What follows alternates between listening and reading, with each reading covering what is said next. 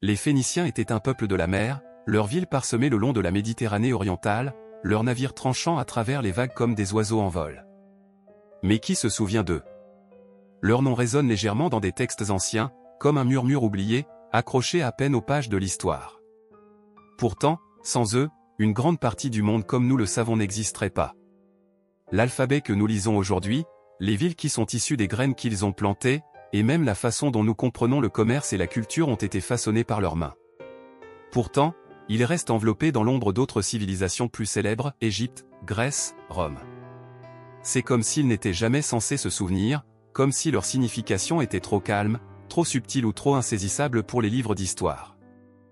Tyr, Sidon, Byblos, noms qui ont autrefois sonné avec le pouls de l'ambition humaine et de l'invention, se tiennent maintenant comme de vieux monuments, à moitié enterrés dans la poussière de temps, leur grandeur réduite à de simples notes de bas de page. Les Phéniciens étaient des maîtres de commerce. Ils ont navigué dans les eaux où d'autres craignaient de s'aventurer, d'établir des colonies et de forger des voies à travers la Méditerranée. Avec chaque navire qu'ils ont envoyé, ils ont relié les portées les plus éloignées du monde antique.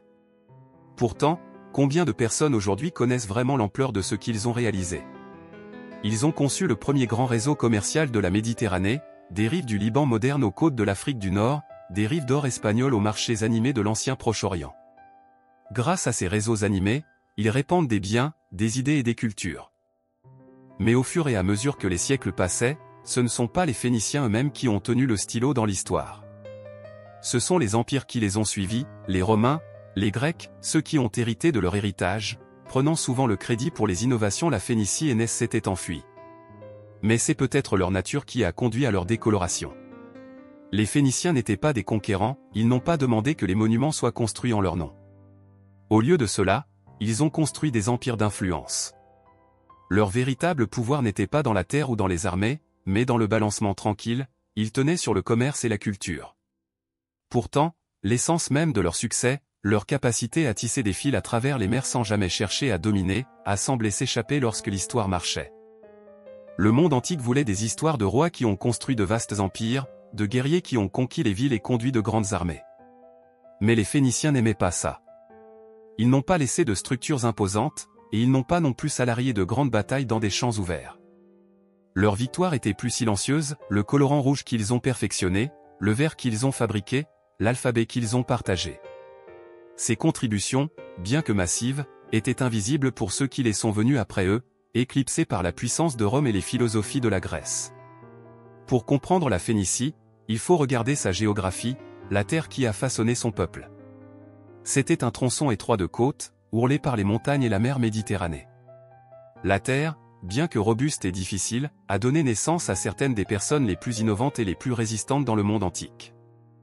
Les villes côtières étaient petites mais féroces, le dos aux montagnes et leur visage vers la mer. Ces villes, Tyr, Sidon, Byblos, étaient construites sur des fondations anciennes, des endroits où les routes commerciales ont convergé. La mer n'était pas seulement une frontière pour eux, c'était un pont vers le monde au-delà. Les Phéniciens n'étaient pas des guerriers marchands pour revendiquer des terres, mais des commerçants, des diplomates et des constructeurs de relations qui ont duré des continents. Pourtant, même à leur propre temps, les Phéniciens étaient souvent rejetés par les civilisations les plus puissantes qui les entourent. Pour les Égyptiens, ils étaient un partenaire commercial, un allié parfois, mais jamais une menace. Pour les Grecs et les Romains, ils étaient les maîtres de la mer, mais ils étaient toujours en dessous d'eux. Leur histoire, souvent brossée de côté, a été reléguée aux ombres d'autres grandes civilisations. L'éclat des Phéniciens, que ce soit dans leurs créations artistiques, leurs innovations dans la construction navale ou leur rôle d'architecte du premier grand réseau commercial de la Méditerranée, est passé inaperçu, ou pire, oublié. Leurs villes étaient petites, leurs territoires se sont dispersés et pourtant, ils ont gouverné les mers. Ils n'ont jamais été un grand empire, jamais un royaume singulier, mais à la place, une collection d'états de villes indépendants liés par leur amour commun de la mer et du commerce. Cette nature décentralisée de la civilisation phénicienne peut faire partie de la raison pour laquelle ils ont glissé à travers les mailles du filet de l'histoire. Ils n'ont pas construit un vaste empire avec ses légions marchant à travers le pays. Ils ont construit un monde dans lequel le commerce, la culture et l'échange d'idées étaient leur véritable pouvoir. Du colorant violet du pneu, valant son poids en or, aux techniques de verre qui se propagent à travers la Méditerranée, les Phéniciens ont laissé une trace d'héritage qui est souvent ignorée ou sous-estimée. Dans leur ville, Ils ont façonné des objets d'une telle beauté et d'une telle complexité qu'ils rivalisaient avec les meilleures œuvres de toute autre culture. Pourtant, comme la mer qu'ils maîtrisent, leur impact a souvent été tenu pour acquis, émis par les marées de l'histoire mais jamais ancré dans le cœur de ceux qui les ont suivis. Leur alphabet était leur plus grand cadeau pour le monde, un simple script qui a permis aux autres d'enregistrer leurs pensées, leurs histoires et leurs histoires. Pourtant, même cette création révolutionnaire a été perdue dans l'ombre des civilisations ultérieures, qui l'ont pris et l'ont modelé à leurs propres besoins. Ce n'est pas l'alphabet phénicien dont nous nous souvenons aujourd'hui, mais les scripts grecs et latins qui en découlent. En leur temps, Phénicia n'était pas une terre de grandes conquêtes ou de monuments imposants, mais plutôt un réseau de villes qui ont influencé tout le monde méditerranéen.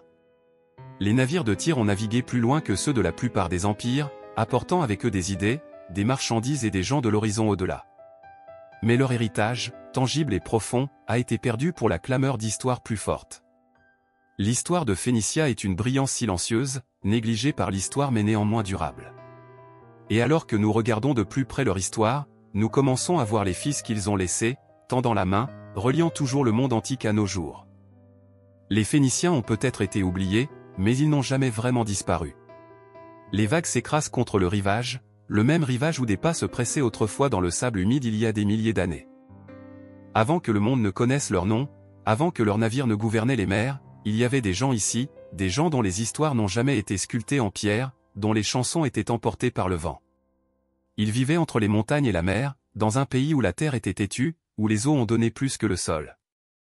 Leurs noms se sont estompés, mais leur sang a coulé dans ceux qui seraient un jour appelés Phéniciens. Bien avant les grandes villes de Tyr et Sidon Rose, il y avait des colonies plus petites, des villages éteints où les gens ont construit des maisons de pierre et d'argile, où des incendies ont brûlé les nuits froides, où des histoires passaient d'une génération à l'autre. Ils n'étaient pas encore les maîtres de la mer. C'étaient des agriculteurs, des pêcheurs, des commerçants, des gens qui savaient que la terre pouvait les trahir, mais la mer ne le ferait jamais.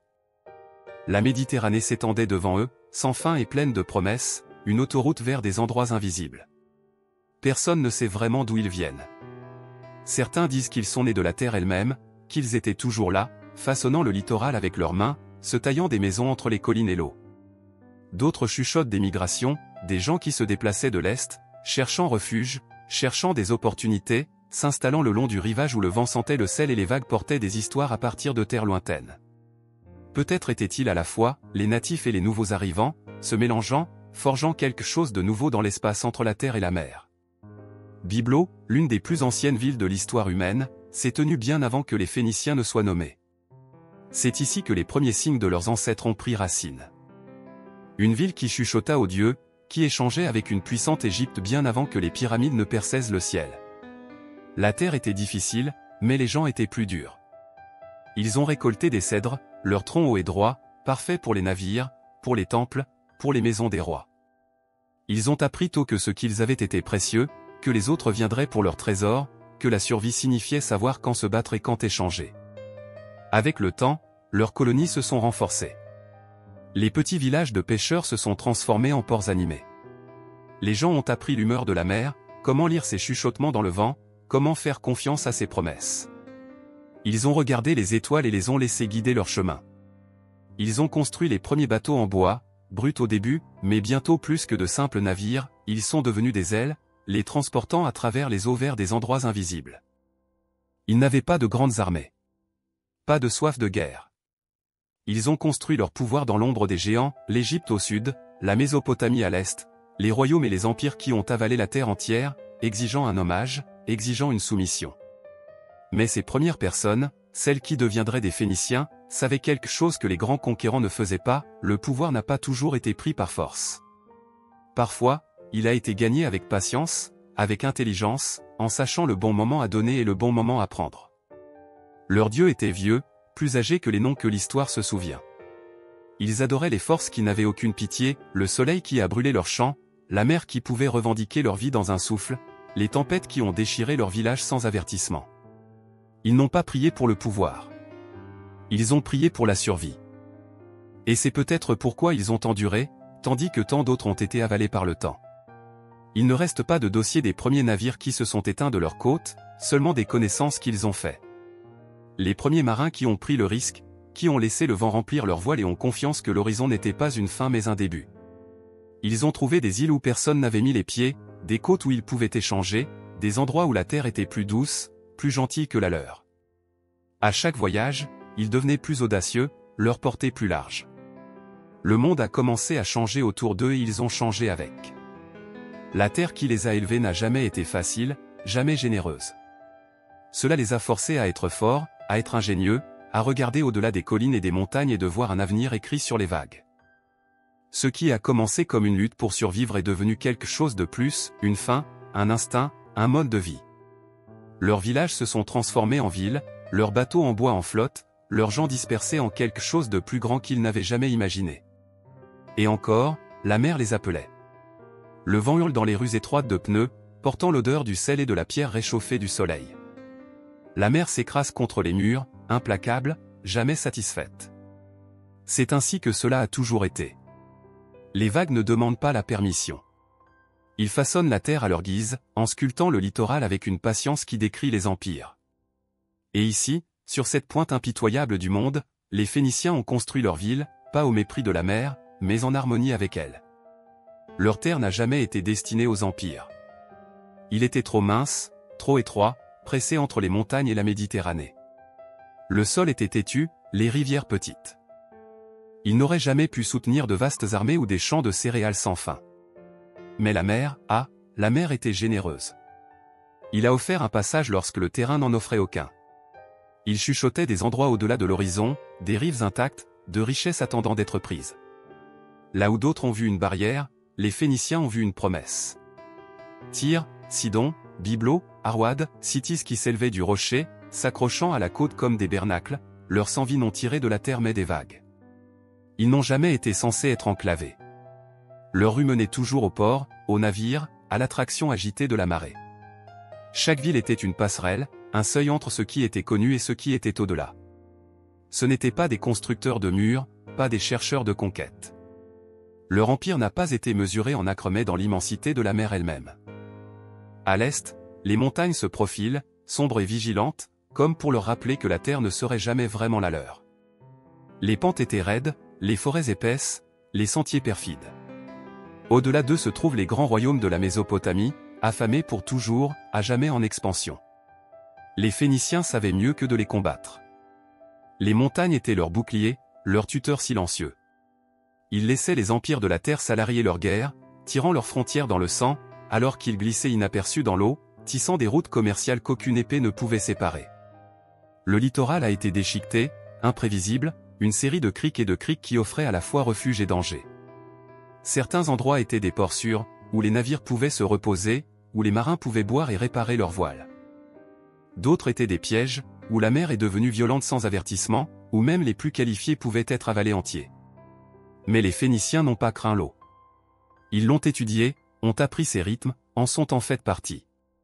Ils ont construit des navires qui pourraient érafler la surface comme des oiseaux, assez légers pour se déplacer avec le vent, assez forts pour défier les tempêtes.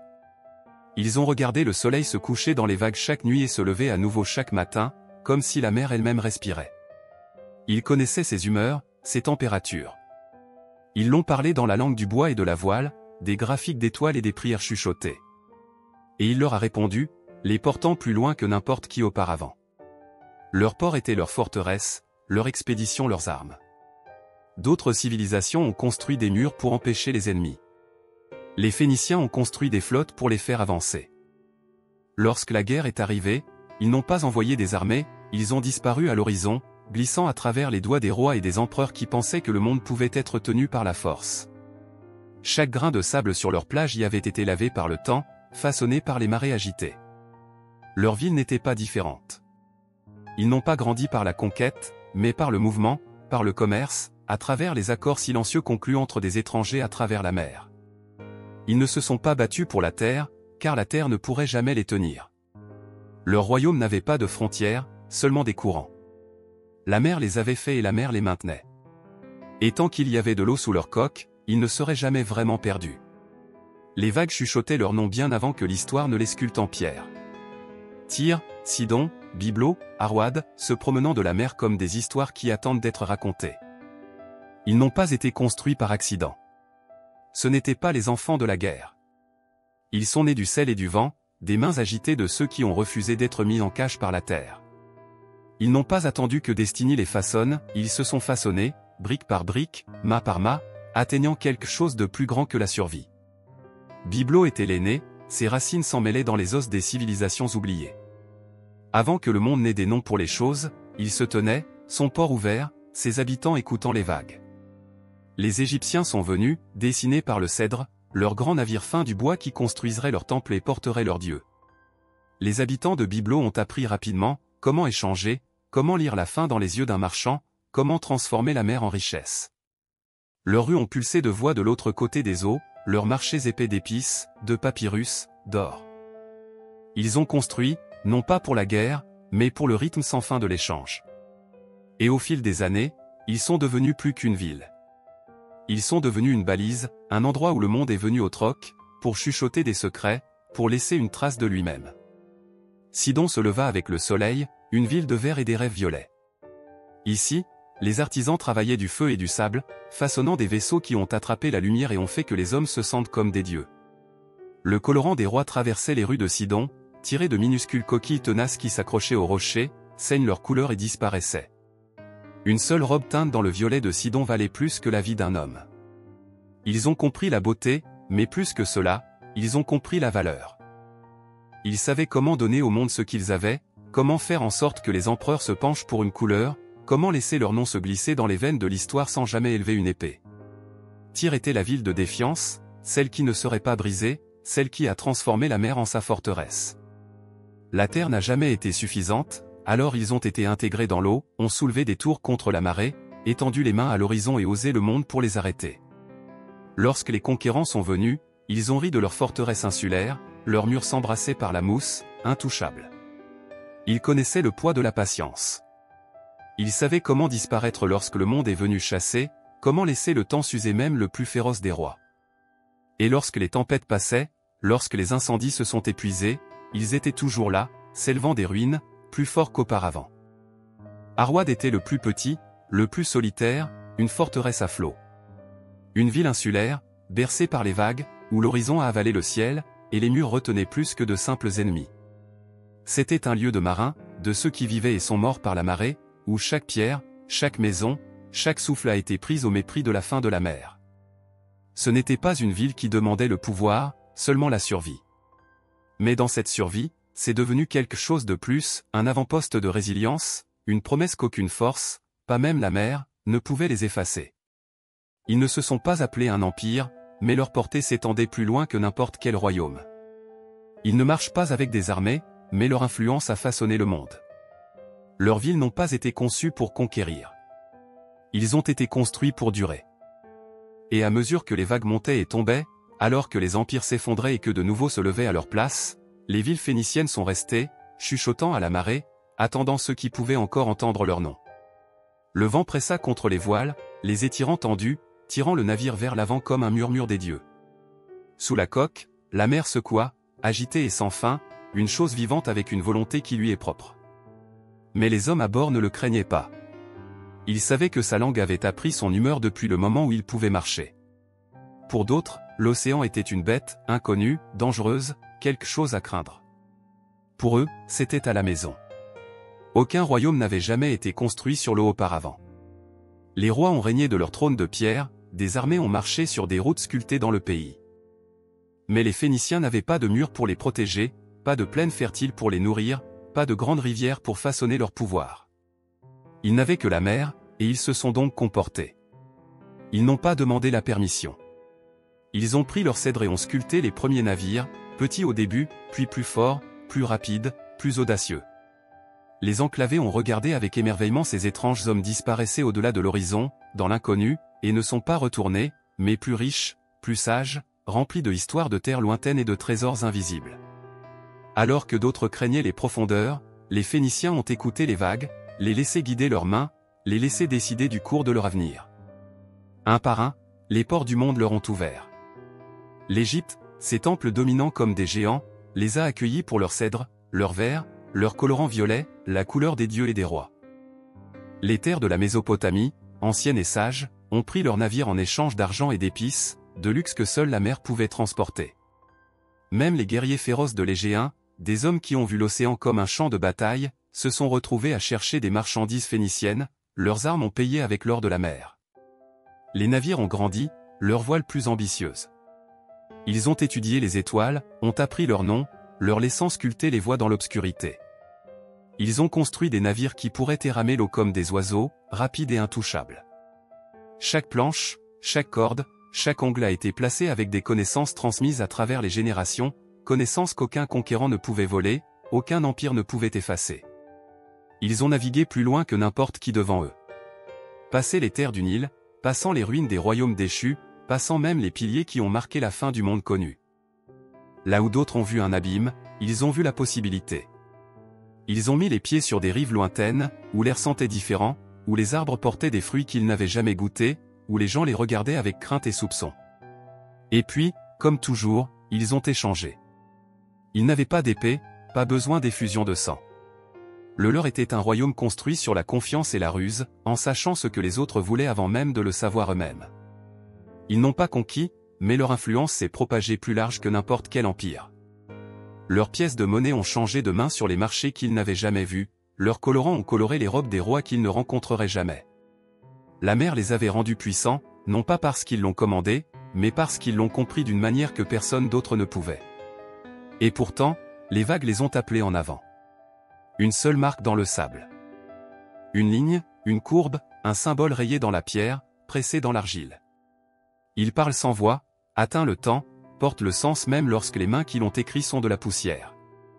Mais il fut un temps où l'écriture n'appartenait qu'aux puissants, lorsque la connaissance était verrouillée derrière des symboles trop complexes pour que la plupart les comprennent, lorsque seuls les prêtres et les scribes tenaient les clés du passé, du présent, de l'avenir. Alors quelque chose a changé. Cela ne s'est pas produit dans les couloirs des rois, ni dans les temples des dieux. Cela s'est produit sur les marchés, sur les ponts des navires, dans les gribouillis précipités de marchands qui se cachent un accord avant que la marée ne les retire. Les Phéniciens n'avaient pas le temps de symboles sans fin, pour des sculptures compliquées que seuls quelques-uns choisis pouvaient lire.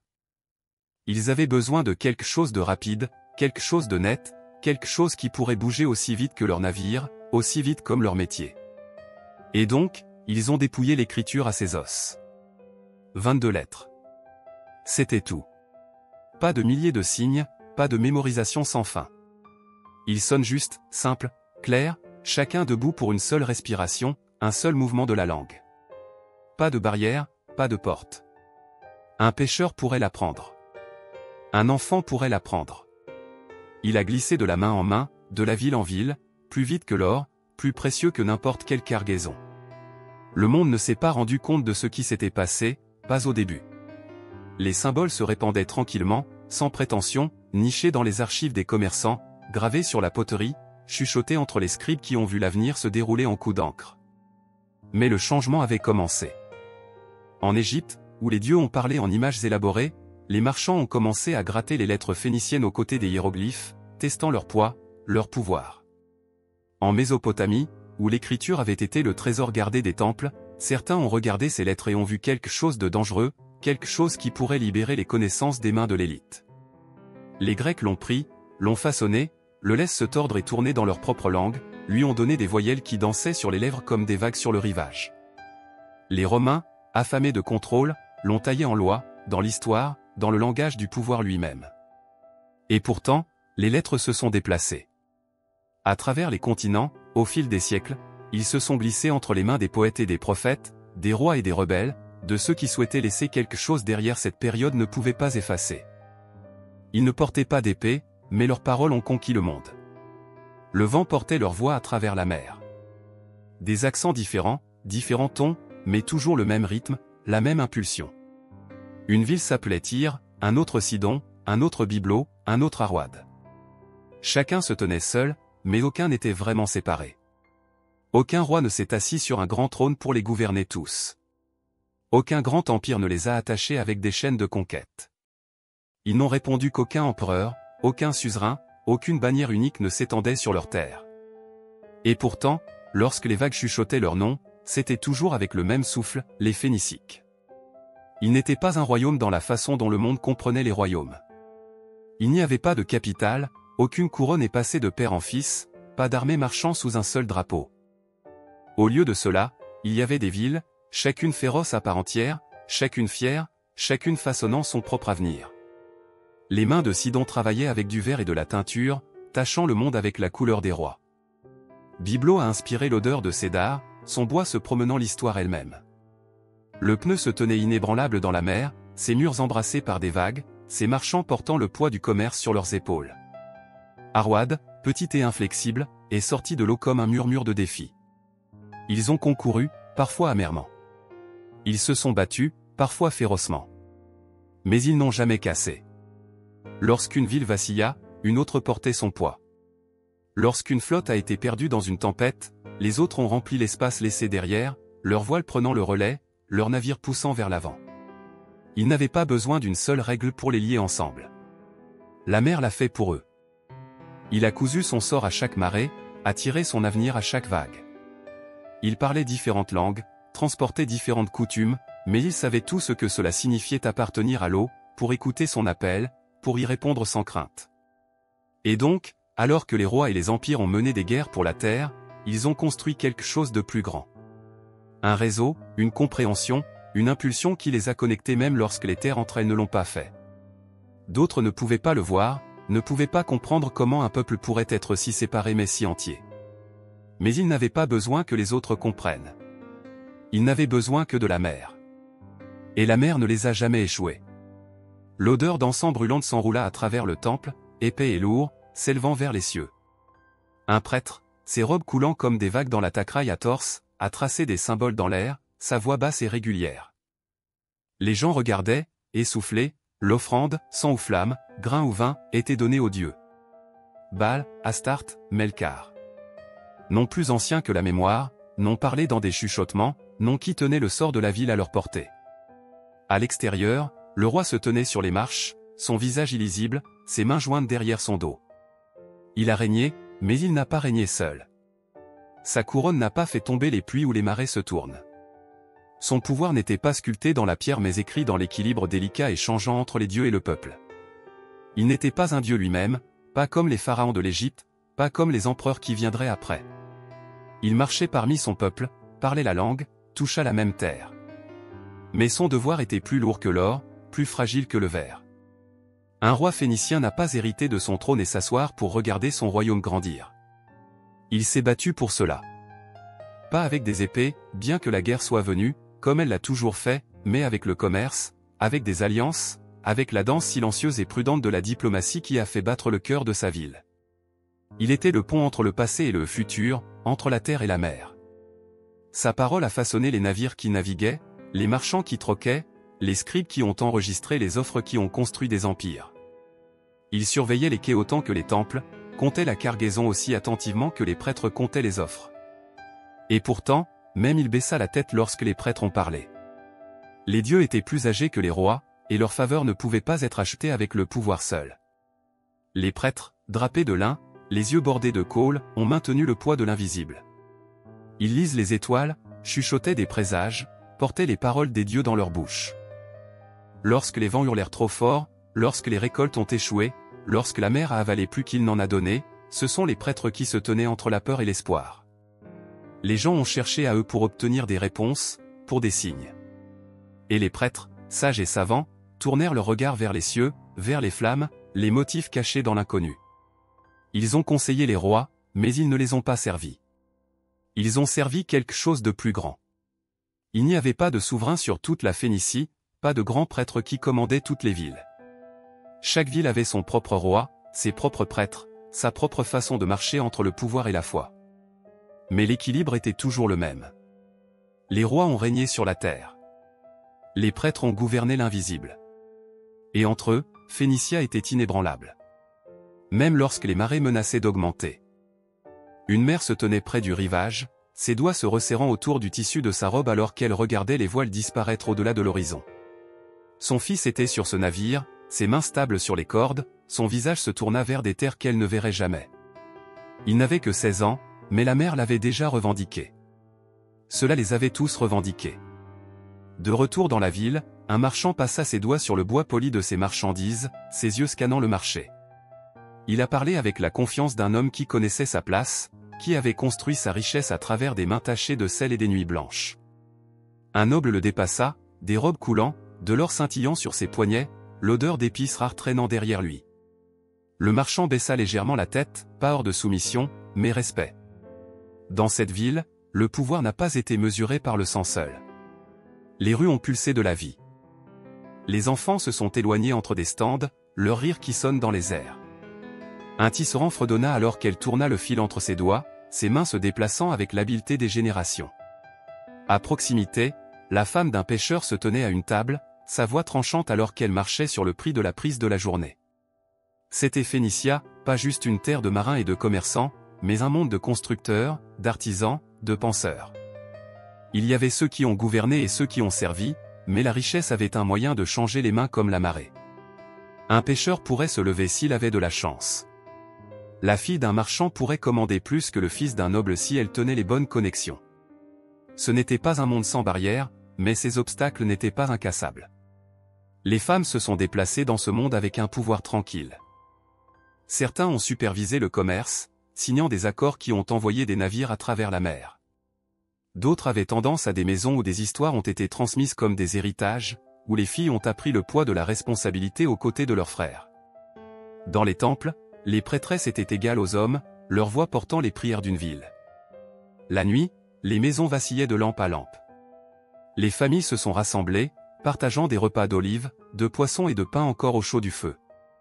Le père a parlé du travail de la journée, a écouté la mère, les enfants chuchotaient entre eux, désireux de leur tour de sculpter leur place dans le monde. Quelque part, bien au-delà de l'horizon, un navire a ramené un fils à la maison. Ou peut-être, cela le transportait vers quelque chose de plus grand. Les flammes ont sauté dans la nuit, leur langue dorée léchant le ciel. Les ombres ont dansé le long des murs du temple tandis que les voix se levaient dans la prière, entièrement, rythmique, ancienne. Le parfum de l'encens brûlant s'accrochait à l'air, épais avec le désir, avec la dévotion, avec la peur. Quelque part au-delà des vagues, un navire a bravé les eaux noires. Son capitaine, les mains serrées autour du volant, murmura un nom sous son souffle, Melkar, seigneur de la mer, gardien du voyage. Le vent a déchiré son manteau, le sel a piqué les yeux, mais il n'a pas faibli. Si Melkar le voulait, le navire atteindrait le rivage. Sinon, la mer les réclamerait tous. Les dieux n'étaient pas éloignés. Ils ne se sont pas assis paresseusement dans les cieux, regardant à partir d'un trône inaccessible. Ils ont marché parmi les gens, leur présence se sentait dans les vents qui portaient les navires, dans les tempêtes qui les ont brisés, dans la générosité de la récolte, en ruine de la famine. Baal, le Miqti, le storm bringé. Sa voix était le tonnerre, son souffle la chaleur estivale. Lorsque sa faveur a brillé sur la terre, les rivières ont gonflé, les champs sont devenus verts, les greniers débordèrent. Mais quand il s'est détourné, la terre s'est craquée et les gens ont supplié son retour. Astarte, féroce et sauvage, la déesse de l'amour, de la guerre, du cycle de la vie elle-même. Elle se tenait au cœur de chaque ville, ses temples remplis avec des offres, wine, huile, argent, sang. Les commerçants ont chuchoté son nom avant de faire la voile, les warriors l'ont appelé avant la bataille, les mères l'ont prié alors qu'elle apportait une nouvelle vie au monde. Melkar, souverain du monde souterrain, protecteur des rois, l'incendie en constante évolution. Il était le dieu du pneu, son temple s'élevant au-dessus des vagues, sa présence se sentait dans chaque voyage effectué à travers la mer. Ses rites étaient anciens, son pouvoir incontesté. Lorsque les grands rois de Phénicie sont passés de cette vie, ils sont allés vers lui, leurs âmes guidées par les flammes de son autel. Le peuple n'a pas adoré en silence. Leur rituel était bruyant, féroce, vivant. Ils ont chanté, ils ont dansé, ils ont saigné. Les prêtres ont lu les présages dans le vol des oiseaux, dans le scintillement des flammes, dans les modèles changeants des étoiles. Lorsque les sécheresses sont venues, ils se sont rassemblés dans les temples, les mains levées, les voix brutes, offrant ce que les dieux exigeaient. Lorsque les tempêtes ont menacé d'avaler leurs navires, ils ont allumé des incendies qui ont flambé toute la nuit, espérant que leurs prières atteignent les cieux avant que les vagues les atteignent. Les dieux n'étaient pas gentils. Ils n'étaient pas cruels. Ils l'étaient tout simplement. Et les habitants de Phénicia, tradistes, marins, rois et mendiants, ont vécu, combattu et sont morts sous leur regard. Le marchand se tenait devant les grandes portes de l'Égypte, ses robes humides de sueur, ses mains stables malgré le poids du moment. Derrière lui, sa caravane s'étendait sur des kilomètres, le Warwood des forêts de bibelots, des verreries qui ont attiré la lumière du soleil comme des étoiles capturées, des colorants si riches qu'ils semblaient tirer des veines de la terre elle-même. Il n'était pas venu comme mendiant. Il était venu en tant que Phénicien. Dans les cours des pharaons, dans les couloirs des rois, dans les couloirs chuchotés du pouvoir, les Phéniciens n'ont pas soulevé des épées. Ils ne marchent pas avec des armées qui ont piétiné la terre sous eux. Leurs armes étaient différentes, des mots aussi nets que l'acier, des cadeaux aussi précieux que l'or, promets enveloppés dans la soie douce de la persuasion. L'Égypte voulait leur cèdre, le bois qui a construit ses temples, ses navires, ses tombes. Israël avait besoin de leurs artisans, de leurs compétences en sculpture, en voile, dans le commerce. La Mésopotamie a cherché leur colorant, le violet qui tachait les robes des dirigeants, une couleur qui valait son poids de sang. Et donc, ils ont négocié. Ils ne se sont pas inclinés. Ils n'ont pas menacé. Ils se sont tissés dans les besoins des empires, se sont rendus indispensables. Lorsque Salomon a construit son grand temple, les cèdres du Liban se tenaient au cœur. Lorsque les pharaons d'Égypte souhaitaient regarder au-delà de leur royaume du désert, ce sont les navires phéniciens qui transportaient leurs marchandises à travers la mer. Lorsque les rois d'Assyrie sont devenus agités, ce n'est pas la guerre qui les a fait taire, c'était le commerce, un flux constant de richesses qui apaisait les températures, qui liait aux mains qui auraient pu autrement se serrer les poings. Leurs alliances n'ont pas été construites sur la conquête. Ils ont été construits sur quelque chose de bien plus fort, dans le cas. Ils étaient élogieux, coulant d'un rivage à un autre, liant des terres éloignées avec des fils invisibles. Depuis les ports de Tyr et Sidon, leurs navires se sont déplacés comme des veines à travers le corps du monde. À l'est, les puissants empires de la Mésopotamie ont attendu, leurs dirigeants enveloppés dans des robes tachées de colorants phéniciens. Au sud, les temples d'Égypte se sont levés vers les cieux, leurs poutres en bois coupées de cèdre libanais, leurs prêtres traçaient des mots à l'encre prodiguée de terres lointaines. Mais ils ne se sont pas arrêtés là. À travers les piliers de Melkar, où la mer s'est rétrécie en une gorge perfide, leurs navires se pressaient en avant. Les rives d'Ibéria brillaient au loin, lourdes d'argent et d'étain. Les vents les transportaient encore plus, vers un pays où le ciel pleurait sans fin, où les falaises se tenaient comme des dents cassées contre la mer.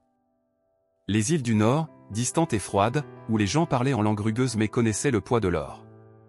Ils n'ont pas conquis ces terres. Ils n'en avaient pas besoin. Ils ont donné des cadeaux et en ont pris les autres en retour. Les Phéniciens ne sont jamais partis les mains vides. Ils portaient du fer des collines d'Anatolie, du blé des vallées d'Égypte, en ivoire des marchés de l'Afrique. Des îles du Nord, ils ont pris l'étain, précieux et rare, et l'ont mélangé avec du cuivre pour forger le bronze, le métal même qui a façonné les empires. Dans les marchés de Carthage, le parfum ou le safran se mêlait à la fumée de l'encens. Dans les ports de Chypre, le son des marteaux résonnait alors que les chiens de navires construisaient les navires qui les emporteraient encore plus loin. Dans les rues de Gad, les rires des commerçants, le tintement des pièces, le murmure des accords conclus dans une demi-douzaine de langues. Ils connaissaient les vents. Ils ont lu les étoiles. Ils ont suivi les chuchotements des vagues. Et donc, leur portée s'étendait au-delà des cartes, au-delà des rois, au-delà du temps. Le parfum s'accrochait à tout, les mains des pêcheurs, les rues en pierre, le tissu même de la ville elle-même. C'était net, piquant, indubitable. L'odeur de la richesse.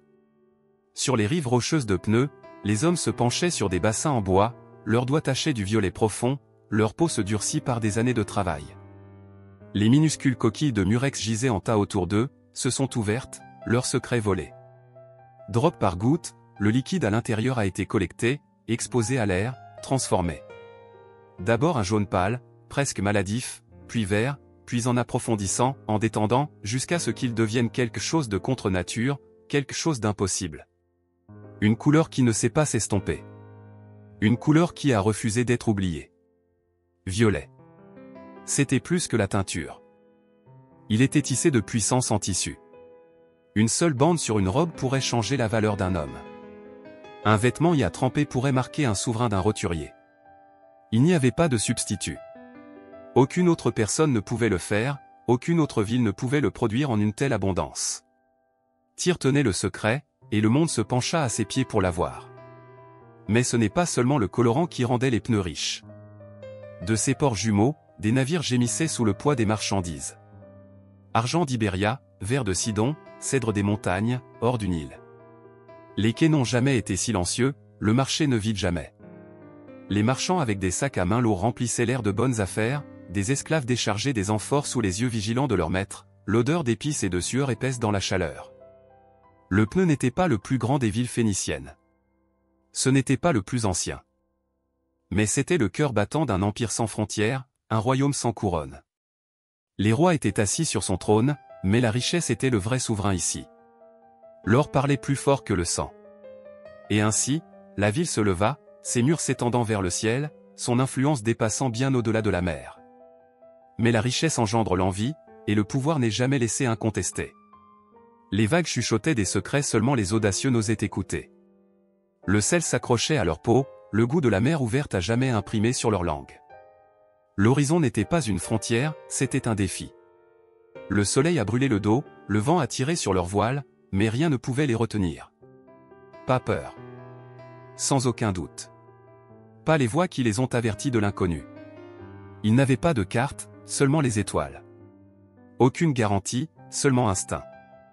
Ils ont mesuré la distance par le rythme des rames, les heures de la lumière du jour, la façon dont les courants se sont déplacés sous eux. Ils n'étaient pas des conquérants, pas des guerriers, mais leur portée s'étendrait plus loin que n'importe quel empire. Les navires de Tyr, Sidon et Byblo ont tranché à travers la Méditerranée, leurs coques en bois fortes, leurs cargaisons précieuses. Les marchands de Phénicia n'ont pas simplement échangé, ils ont transporté leur ville avec eux, les plantant comme des graines sur des rives lointaines. Carthage, Utica, Gade, chacun un nouveau battement de cœur, chacun une promesse que la mer n'oublierait jamais son nom. Ils ont suivi l'odeur de l'opportunité. Ils savaient où l'argent brillait dans les collines, où l'étain pouvait être trouvé, où les bois les plus rares s'épaississent. Ils ont échangé leur tissu contre de l'or, leur verre contre le grain, leur connaissance contre la confiance. Ils ont été accueillis, enviés, craignaient. Certains ne sont jamais revenus. Les tempêtes les ont avalés entiers, ou pire, les mains d'étrangers l'ont fait. Tous les rives n'étaient pas gentils, tous les rois ne sont pas prêts à laisser les navires étrangers se libérer une fois qu'ils ont vu leur richesse. Mais pour chaque perte, il y a eu un autre voyage, un autre navire prêt à avancer, à naviguer au-delà du bord de ce qui était connu. Leurs empreintes de pas restent, non sculptées dans la pierre, mais dans les noms des villes, dans les histoires de ceux qui sont venus après eux. Ils n'ont pas cherché de gloire, mais ils ont façonné le monde. Et le monde, qu'ils le savaient ou non, n'arrêterait jamais de les chasser. Le parfum de cèdre fraîchement coupé a rempli l'air, épais et tranchant, se mélangeant au sel de la mer. Les chiens de navire fonctionnaient en silence, leurs mains se déplaçant avec précision, leur esprit rempli de calculs que personne n'avait jamais écrits, des mesures qui vivaient dans la mémoire musculaire, des angles compris par des générations d'expérience. Ils n'avaient pas besoin de parchemin pour connaître le poids qu'une coque pouvait supporter, la courbe exacte dont une proue nécessaire pour couper à travers les vagues comme une lame. Chaque frappe du marteau résonnait à travers les chantiers navals de Tyr et Sidon, façonnant les os même des navires qui commanderaient les eaux. Ce n'étaient pas des bateaux simples. C'étaient des lignes de vie, des machines de guerre, des royaumes flottants. Chaque planche, chaque corde, chaque clou de bronze tenait le sort d'un peuple qui avait donné son cœur à la mer. Ils ont construit des navires rapides, des maigres et tranchant les chiens de chasse, capables de dépasser toute menace. Ils ont construit de forts navires, leurs coques ont renforcé pour survivre aux tempêtes qui ont brisé les navires moindres. Ils ont construit des navires de guerre, des galères avec des rangées sur des rangées de rameurs, leur force tournant la vague de bataille avant qu'une seule arme ne soit tirée. Des béliers de bronze solides brillaient sous la ligne de flottaison, invisibles jusqu'à ce qu'il soit trop tard. Une frappe et le navire ennemi se sont éclatés, ces marins avalés par les vagues affamées. Aucun empire ne pouvait correspondre à cette flotte. Pas l'Égypte, pas sur la Syrie, pas même les grands royaumes qui s'appelleraient un jour les dirigeants des mers. Les Phéniciens n'ont pas cherché la guerre, mais ils l'ont compris. Ils savaient que l'océan n'appartenait pas aux faibles. Leurs navires de guerre gardaient leurs marchands, leurs ports, leurs villes. Un avertissement silencieux. Bois. Bronze. Vent. Muscles. Ce sont les armes des rois de mer oubliés. Et avec eux, ils ont régné. Sous le soleil nord-africain flamboyant, les côtes rocheuses chuchotaient leurs promesses. Une poignée de Phéniciens, dirigés par leur esprit agité et une soif d'expansion, ont jeté la perspective de cette terre lointaine. La mer avait toujours été leur guide, mais cette fois, cela les conduirait à quelque chose de bien plus grand. Ils pouvaient le sentir dans le sel dans l'air, dans le vent qui se précipitait dans leur voile avec une urgence inconnue. Ce n'était pas seulement un autre endroit pour échanger, un autre port pour abriter leurs navires. C'était le berceau de quelque chose qui allait grandir au-delà de leurs rêves les plus fous. Carthage, le nom d'une ville à naître, s'est reposé comme un incendie qui attendait d'être déclenché. Ils se sont tenus sur les rives et ont vu non seulement la terre, mais l'avenir. Leurs navires, leur technologie, leurs connaissances, ils transformeraient cet endroit, le transformant en un rival à leur propre grande ville de pneus. Ce n'était pas seulement une colonie. C'était la semence d'un nouveau monde, où la voie phénicien prospérerait et ondulerait dans l'histoire. La fondation de Carthage n'était pas une conquête, ce n'était pas un acte de domination, c'était une extension d'un rêve. Un rêve qui, une fois planté, se propageait de loin. Il ne voulait pas simplement de terre. Il voulait une influence. Il voulait de prendre pied dans un monde qui changeait rapidement, où les royaumes et les empires ont commencé à se déplacer avec les marées. Leurs navires traverseraient la Méditerranée, mais maintenant ils avaient une base d'attache, un bijou pour garder et protéger, une ville qui se lèvera bientôt en tant que phoénicien. Le sol de Carthage n'était pas fertile au sens traditionnel, il ne promettant pas de grandes cultures ou des forêts luxuriantes, mais elle offrait le potentiel brut de ce qu'ils pouvaient en faire. Ils ont apporté avec eux la sagesse de leurs États-Unis, comment construire, comment échanger, comment vivre. Et lentement, à travers des années d'efforts inlassables, Carthage est devenu un empire propre, un reflet de l'esprit phénicien, avec ses marchands, sa marine et son peuple. Avec chaque pierre qu'ils ont posée, ils ont construit plus qu'une ville, ils ont construit une légende. Carthage ne survivrait pas simplement, il prospérerait et défierait le monde qui l'entoure. D'après une petite colonie, il est devenu un phare d'influence phénicienne, un endroit où les vagues de la Méditerranée avaient de nouveau choisi de porter leurs rêves. Ce n'était pas seulement une colonie. C'était le rythme cardiaque d'un empire, un témoignage de la vision de quelques âmes courageuses qui ont choisi de tout mettre sur la promesse de ce qui pourrait être. Pour les Phéniciens, Carthage a été un nouveau départ. Ils n'étaient plus seulement des commerçants sur la mer.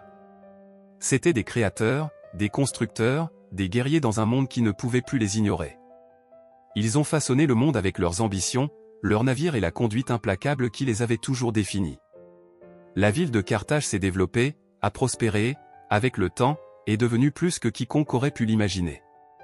Mais les graines de ce nouveau chapitre avaient été semées non seulement par les dirigeants de Tyr, mais par chaque Phénicien qui croyait que la mer n'était pas une fin, mais un début. Ils ont jeté leurs yeux sur un avenir au-delà de l'horizon, et Carthage était la première preuve qu'ils avaient franchi le seuil, que l'influence phénicienne s'étirait de la Méditerranée au bord du monde connu, laissant une marque sur le cœur de chaque civilisation qui est entrée en contact avec eux. Et tout a commencé avec le murmure des vagues sur le rivage, la promesse de quelque chose de plus grand, attendant d'être réalisé. Le soleil pendait bas dans le ciel, jetant une lueur ambrée dans les rues animées d'une ville portuaire phénicienne. L'air était épais avec l'odeur d'eau salée et d'épices, se mélangeant avec le son rythmique des vagues s'écraser contre les coques des navires. Les marchands, l'élément vital de cette grande civilisation, ont ému avec un but. Ce n'étaient pas seulement des commerçants, c'étaient des maîtres de l'économie mondiale, leur portée s'étendant bien au-delà de l'horizon. Sur le marché, les commerçants ont crié leurs marchandises, offrant de la verrerie fine, des tissus richement teintés et des dalles de bois qui avaient été soigneusement récoltés dans les forêts le long de la côte phénicienne. Ce ne sont pas seulement des biens ordinaires. C'étaient des trésors. Et à l'élément de CH avait été touché par les mains d'artisans qualifiés, affinés pendant les générations et façonnés par l'ingéniosité qui coulait dans les veines de chaque Phénicien. Ces marchandises n'étaient pas seulement des matières premières, c'étaient des symboles d'un peuple qui avait appris à naviguer dans le monde comme personne avant eux. Les Phéniciens avaient transformé le commerce en une forme d'art. Ils ne se vendent pas seulement, ils ont connecté le monde. Ils n'étaient pas satisfaits de simplement exporter des marchandises, ils ont construit des réseaux, établi des partenariats et créé des relations qui ont duré les mers. Leurs navires marchands transportaient plus que le bois et les colorants, ils portaient des idées, des cultures et l'esprit d'une civilisation qui a prospéré sur la connexion. Grâce à ces routes commerciales, les Phéniciens répartissent leur influence à tous les coins de la Méditerranée, laissant une marque indélébile sur chaque société qu'ils ont touchée. Glace, un matériau si simple, mais si profond, a été l'une des plus grandes contributions des Phéniciens. Ils ont été les premiers à perfectionner l'art du soufflage de verre, transformant le sable en œuvre d'art chatoyante. Le verre, autrefois un luxe inaccessible, est devenu un trésor commun, atteignant tous les coins du monde antique. Leur verre a été recherché, prisé pour sa beauté et son savoir-faire. C'était plus qu'un simple produit, c'était un symbole de la maîtrise phénicienne, le reflet de la culture qui avait appris à façonner non seulement des matériaux, mais le tissu même du commerce lui-même. Et puis il y avait les colorants, la teinture violette légendaire que seuls les Phéniciens savaient créer. Il a été extrait du minuscule shell murex, un processus minutieux qui a transformé une créature sans prétention en la clé de la mode royale. Les riches teintes violettes sont devenues un symbole de richesse et de pouvoir, convoité par les rois et les reines de tous les coins du monde connu. Les Phéniciens, avec leurs compétences inégalées, avaient découvert comment transformer la mer en or. Ce colorant est devenu l'une de leurs plus grandes exportations, une marchandise si précieuse qu'elle a souvent voyagé loin, transportée par des marchands phéniciens qui comprenaient l'art de l'offre et de la demande. Mais ce n'était pas seulement les biens physiques que les marchands phéniciens ont échangés. Ils étaient les architectes d'un vaste réseau de connexions, les diplomates du commerce. À travers leur réseau, ils ont forgé des relations avec l'Égypte, la Mésopotamie et même des tribus lointaines le long de la côte de l'Afrique. Ce sont eux qui ont veillé à ce que le monde soit resté interconnecté, que les idées et les inventions se répartissent à travers les frontières, que les cultures se sont rencontrées et se sont mêlées au commerce. Leurs navires n'étaient pas seulement des navires de bois et de voile, c'étaient des lignes de vie, portant la promesse de prospérité à chaque port qu'ils ont visité. Alors que les marchands naviguaient d'un rivage à l'autre, ils ne portaient pas seulement des marchandises, ils portaient un morceau de leur peuple, leur culture, leur mode de vie. Et ce faisant, ils ont construit un empire de commerce qui était inégalé par toute autre civilisation de leur temps. C'est par leur ambition, leur vision et leur poursuite implacable du succès que les Phéniciens sont devenus le battement cardiaque de l'économie du monde antique. Chaque marchand, chaque navire, chaque voyage témoignait de ses compétences et de son héritage. Ils avaient transformé la mer en leur marché, leurs navires en empire flottant et leurs marchandises en trésors qui définiraient les civilisations. Quand ils ont échangé leurs colorants et leurs verres, ils ne donnaient pas seulement des possessions matérielles au monde, ils donnaient au monde un avant-goût de la vie phénicienne. À chaque transaction, ils ont tissé les fils d'une tapisserie mondiale. Chaque morceau de tissu violet, chaque éclat de verre, chaque planche de bois est devenu une partie de l'histoire d'un peuple qui avait façonné le monde à travers leur ingéniosité et leur compréhension du commerce. Ils étaient les dirigeants silencieux de l'économie ancienne, ceux qui ont tenu le monde avec l'habileté de leurs mains et la prévoyance de leur esprit. Alors que la nuit tombait et que le marché se calmait, les marchands de Phénicie savaient que leur travail n'avait jamais été fait. Demain, de nouveaux navires navigueraient, de nouvelles offres seraient conclues et l'héritage du commerce phénicien continuerait de s'arrêter à travers les mers. Le monde n'a peut-être pas toujours connu leur nom, mais leur influence a été tissée dans le tissu même de chaque civilisation qu'ils ont touchée. Grâce à leur métier, ils avaient construit quelque chose qui perdurerait, un empire de connexion, de prospérité partagée et d'un peuple dont l'héritage résonnerait à travers les âges. Et alors que les marchands se préparaient pour un autre jour, leurs navires sont prêts à se déplacer, le monde a attendu le prochain chapitre de l'histoire en cours de la grandeur phénicienne. C'était une histoire de maîtrise, pas un peu dépasser les marchandises, mais sur les marées de l'histoire elle-même. Là, sous le soleil méditerranéen flamboyant, le marteau d'un sculpteur frappe une dalle de marbre. Le son fait écho, rompant le silence de l'atelier silencieux, le rythme de la création qui sonne à chaque frappe. Des morceaux de mouche de pierre, ébréchés par des mains qualifiées, jusqu'à ce que quelque chose à couper le souffle émerge, un visage, une silhouette, une scène qui était autrefois salue d'Édéen dans la pierre. Dans les ateliers animés de Phénicia, l'art n'était pas seulement une question de beauté, il s'agissait de respirer la vie dans l'inanimé, de façonner l'âme même de la ville avec chaque ciseau et coup de pinceau. L'art phénicien n'était pas comme l'art des autres civilisations. Ce n'était pas grandiose ou construit pour le regard des empereurs. Au lieu de cela, c'était personnel. Chaque détail complexe, chaque courbe d'une sculpture, chaque coup de peinture avait un but. C'était l'écho de la vie quotidienne, une célébration du monde qui l'habitait. Des minuscules amulettes portées par les voyageurs aux statues imposantes qui se présentaient sur les portes de la ville, l'art phénicien était vivant avec un sens. Les murs de leur ville, magnifiques et imposants, ont des histoires de dieux, de rois et de guerriers. Des peintures murales peintes représentant des scènes mythologiques ont éclairé les murs en pierre des palais et des temples. Ceux qui se tenaient devant ces images vives auraient pu ressentir la présence des dieux eux-mêmes. Les dieux, après tout, n'étaient pas éloignés ou retirés de la vie phénicienne, ils ont été tissés dans le tissu même de l'existence, et leurs histoires se sont déroulées dans tous les coins de l'art phénicien. Chaque coup de pinceau portait le poids de la croyance ancienne, chaque image rappelant que le divin n'était pas quelque chose à adorer à distance mais quelque chose qui marchait à côté de vous, avec vous. Mais ce n'est pas seulement le divin qui a rempli le cœur des artistes phéniciens. Ils ont célébré la vie elle-même, la nature, les gens et la beauté de l'ordinaire. Chaque pot, chaque assiette, chaque meuble était une expression de son monde. Ils n'ont pas simplement créé pour le bien de l'art, ils ont créé parce que c'était une extension de qui ils étaient. Que ce soit les sculptures délicates sur un simple bol ou les conceptions élaborées sur les coffres qui transportaient des trésors à travers les mers, chaque pièce reflète le soin et la précision d'un peuple qui a vu l'art comme un reflet de leur âme. Pourtant, leur plus grande réalisation était en architecture. Les bâtiments de Phénicia n'étaient pas seulement des structures, c'étaient des déclarations.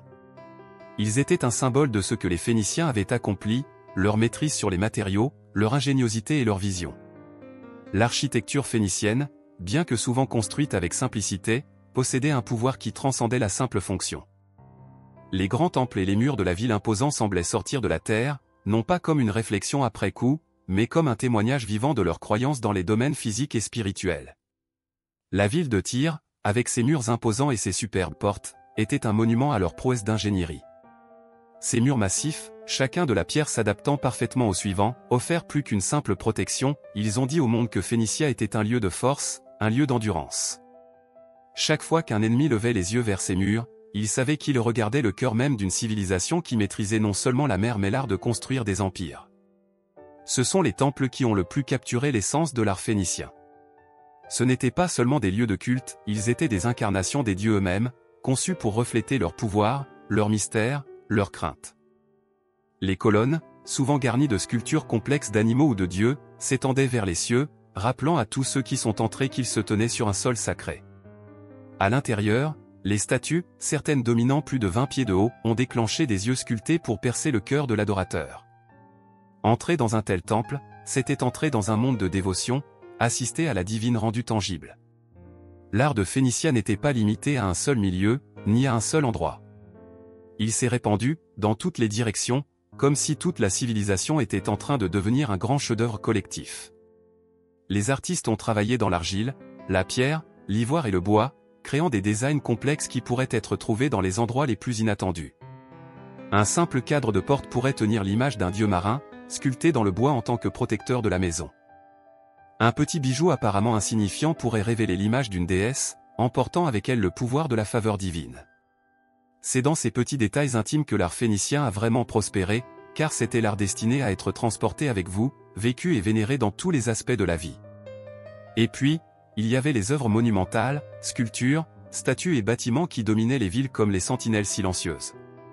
L'artisanat phénicien a été inégalé dans sa capacité à fusionner la forme et la fonction, l'art et la praticité. La complexité d'un navire phénicien, par exemple, était une chose de beauté, un chef-d'œuvre qui pourrait parcourir de grandes distances à travers la Méditerranée. Ce n'était pas seulement un navire, c'était un symbole de l'ingéniosité phénicienne, leur maîtrise des mers et des outils de leur métier. Le même talent artistique qui a fait la sculpture des figures de stone ou la création de mosaïques complexes dans leur temple est également entré dans la création de ces chefs-d'œuvre flottants. Pourtant, pour toute la grandeur de l'art phénicien et à l'architecture, il ne s'agissait jamais seulement de montrer la richesse ou le pouvoir. L'art phénicien était de raconter une histoire. Il s'agissait de lier le passé au présent, de se souvenir des dieux et des ancêtres qui avaient façonné la civilisation. Même le bijou le plus orné apportait avec lui le poids des générations auparavant, un lien dans une chaîne ininterrompue qui est revenu au tout début de l'histoire du Phénicien. On dit que les plus grandes œuvres d'art sont celles qui vous laissent avec un sentiment d'émerveillement, le sentiment qu'il y a quelque chose de plus sous la surface. L'art phénicien a fait cela. Il ne s'agissait pas seulement de la beauté du travail lui-même, il s'agissait de l'émotion qu'elle évoquait, de la connexion qu'elle a créée entre le spectateur et l'artiste. Il a raconté l'histoire d'un peuple qui comprenait que l'art n'était pas quelque chose de séparé de la vie, c'était la vie elle-même. Leurs bâtiments n'étaient pas seulement des abris de la tempête, mais des reflets de leur croyance en la force, l'endurance et la divinité. Leurs sculptures, leurs créations, leurs peintures n'étaient pas seulement des représentations du monde, c'étaient des fenêtres dans les cœurs et les âmes de ceux qui les ont créés. Alors que le soleil commençait à se coucher sur la ville de Byblos, la lumière jetant de longues ombres à travers les murs de pierre, il était facile de voir comment les Phéniciens avaient façonné le monde non seulement par leur commerce mais à travers leurs articles. Ils étaient plus que des commerçants, c'étaient des créateurs, des constructeurs, des rêveurs. Ils avaient transformé leur monde en un chef-d'œuvre, chaque pièce reflète leur éclat, leur dévotion et leur amour pour la vie. Grâce à leur art et à leur architecture, ils avaient laissé une empreinte sur le monde qui durerait longtemps après que le dernier navire phénicien a navigué à l'horizon. Le sol tremblait sous les puissantes bottes des légions romaines alors qu'ils marchaient vers le cœur des territoires phéniciens. Une tempête se préparait, et les cités-États de la ville autrefois vibrante qui s'étaient éloignées de la mer comme des monuments imposants de résilience, d'art et de commerce se tenaient maintenant sur le précipice de l'oubli. Les Phéniciens, qui avaient une fois navigué dans la vaste étendue de la Méditerranée avec les vents dans le dos, faisaient maintenant face à une force qui changerait le cours de leur destin pour toujours. Le soleil plongeait sous l'horizon, jetant une lueur étrange à travers les anciens murs de Tyr, Carthage et Sidon, alors qu'ils se préparaient à rencontrer la marée imparable de la conquête romaine. Les mêmes murs qui s'étaient autrefois comme fiers symboles de l'ingéniosité et du commerce phénicien semblaient désormais fragiles, voire vulnérables. Leurs flottes marchands, qui avaient autrefois commandé la mer, se sont maintenant retrouvés submergés par la puissance d'un empire en croissance qui ne connaissait aucune limite. Pendant des siècles, les Phéniciens ont prospéré, élargissant leur influence des rives du Liban moderne aux coins les plus éloignés de la Méditerranée. Ils avaient construit des villes qui n'étaient pas seulement des pôles commerciaux mais des symboles de leur endurance et de leur créativité. Mais face à l'expansion romaine, tout ce qu'ils avaient construit a commencé à s'effondrer. Les Romains, avec leur faim insatiable de pouvoir et de terre, ont marché dans le territoire phénicien comme un orage, balayant tout sur leur chemin. Et pourtant, même dans les heures les plus sombres, il y avait une lueur de résistance. Les villes se sont battues courageusement, peu disposées à céder sans combat. Tyr, avec ses fortifications imposantes et ses personnes résilientes, a réussi à tenir des mois contre le siège romain. Mais les Romains, implacables dans leur poursuite, n'ont montré aucune pitié. La mer, qui avait autrefois été l'allié du Phénicien, les a maintenant trahis. Avec la diminution de leur pouvoir naval et de leur route commerciale, les Phéniciens ont été vulnérables, leurs villes tombant un par un. Carthage, le joyau de l'empire phénicien en Occident, était le bastion final du pouvoir phénicien. C'est ici que l'héritage du peuple phénicien était peut-être le plus pleinement réalisé, à travers la grandeur de leurs temples, leur richesse et leur volonté de survivre. Mais le sort de Carthage, comme celui du peuple phénicien, a été scellé.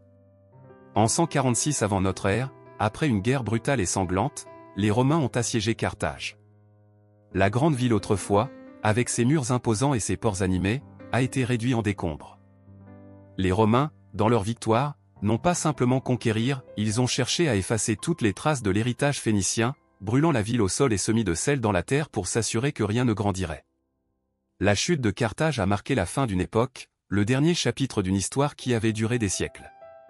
Les Phéniciens, qui avaient autrefois gouverné les vagues, se sont maintenant retrouvés assimilés dans l'Empire romain. Leurs villes sont devenues des provinces romaines, leurs dieux oubliés, leur langue s'estompe lentement de mémoire. La terre pour laquelle ils avaient cultivé et combattu était désormais sous l'emprise en fer d'une nouvelle puissance. Mais dans les cendres de la destruction, quelque chose s'attarda. L'esprit des Phéniciens n'était pas si facilement éteint. Bien que leur ville soit tombée, leur influence a continué à résonner dans les couloirs de Historie. Les Romains, après tout, avaient beaucoup absorbé par les Phéniciens, leurs réseaux commerciaux, leur alphabet et leur savoir-faire. C'est par les marchands phéniciens que les Romains ont appris l'art de la navigation, le pouvoir du commerce et les subtilités des empires éloignés. Pourtant, pour les Phéniciens eux-mêmes, le coût de cette assimilation était immense.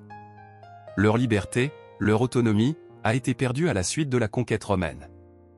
Les marchés animés, autrefois remplis de couleurs vibrantes du vert phénicien et des parfums enivrants de leurs colorants exotiques, sont maintenant devenus de simples ombres de ce qu'elles avaient été.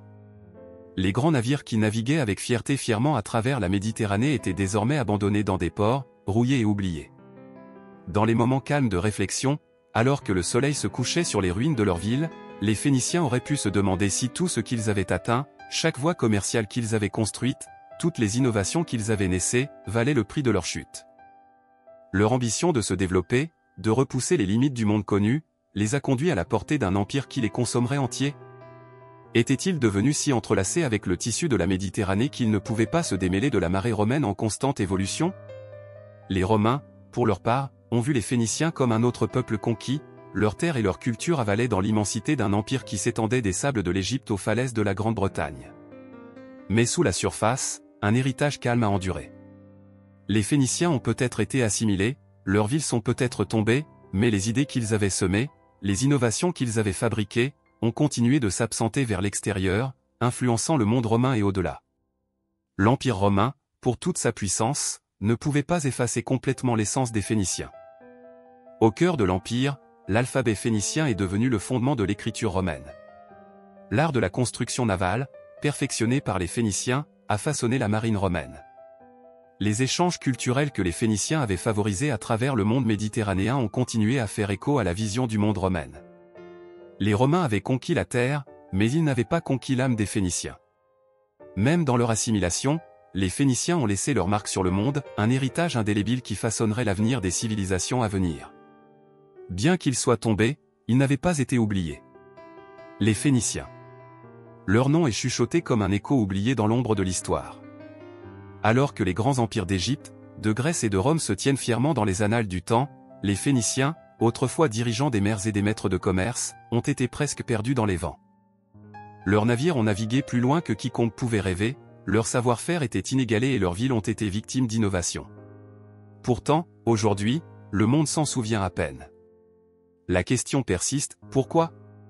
C'est comme si les Phéniciens n'avaient jamais eu de chance. Avec leur civilisation éparpillée à travers de petites cités-États animés, leur héritage a été dilué par les grands récits des empires qui ont suivi. Où étaient les monuments de la gloire phénicienne? Les pyramides imposantes comme celles de l'Égypte? Les vastes temples de la Grèce? Les puissantes arènes romaines? Non, les Phéniciens ont laissé quelque chose de différent. Ce qu'ils ont fabriqué n'était pas censé dominer la terre dans la pierre et l'acier.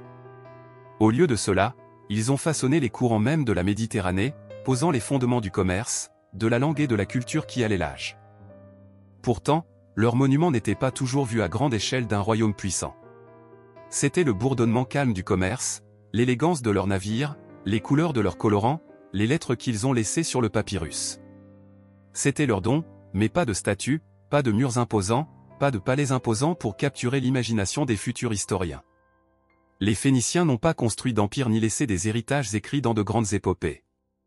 Au lieu de cela, ils ont vécu leur vie entre les espaces d'autres grandes civilisations, façonnant tranquillement l'histoire d'une manière qui ne demandait pas les projecteurs. Les histoires de grands conquérants et rois les ont souvent éclipsés, leur voix noyée par les rugissements plus forts de l'ambition militariste. C'étaient des commerçants, des diplomates, des artisans, fabriquant des marchandises que le monde souhaitait et tissant un vaste réseau qui reliait la portée la plus éloignée de la Méditerranée. Mais ils ne se souvenaient pas de la même manière. C'est peut-être là que réside leur malheur. Dans un monde qui glorifiait les guerriers et les dieux, les Phéniciens semblaient trop pratiques, trop préoccupés par le commerce et l'industrie.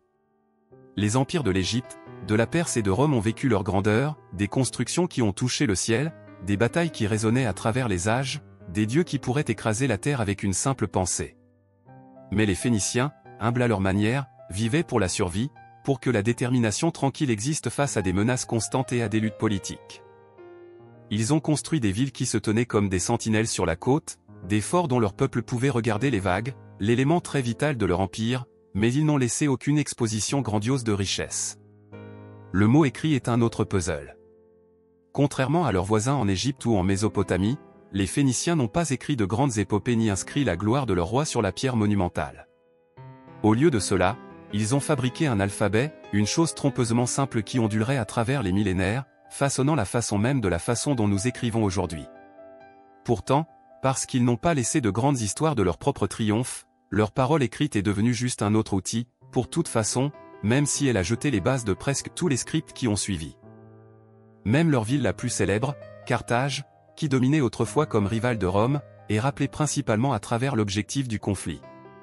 Les guerres puniques, avec leurs personnages légendaires comme Hannibal et Scipio, sont devenus synonymes de Carthage lui-même.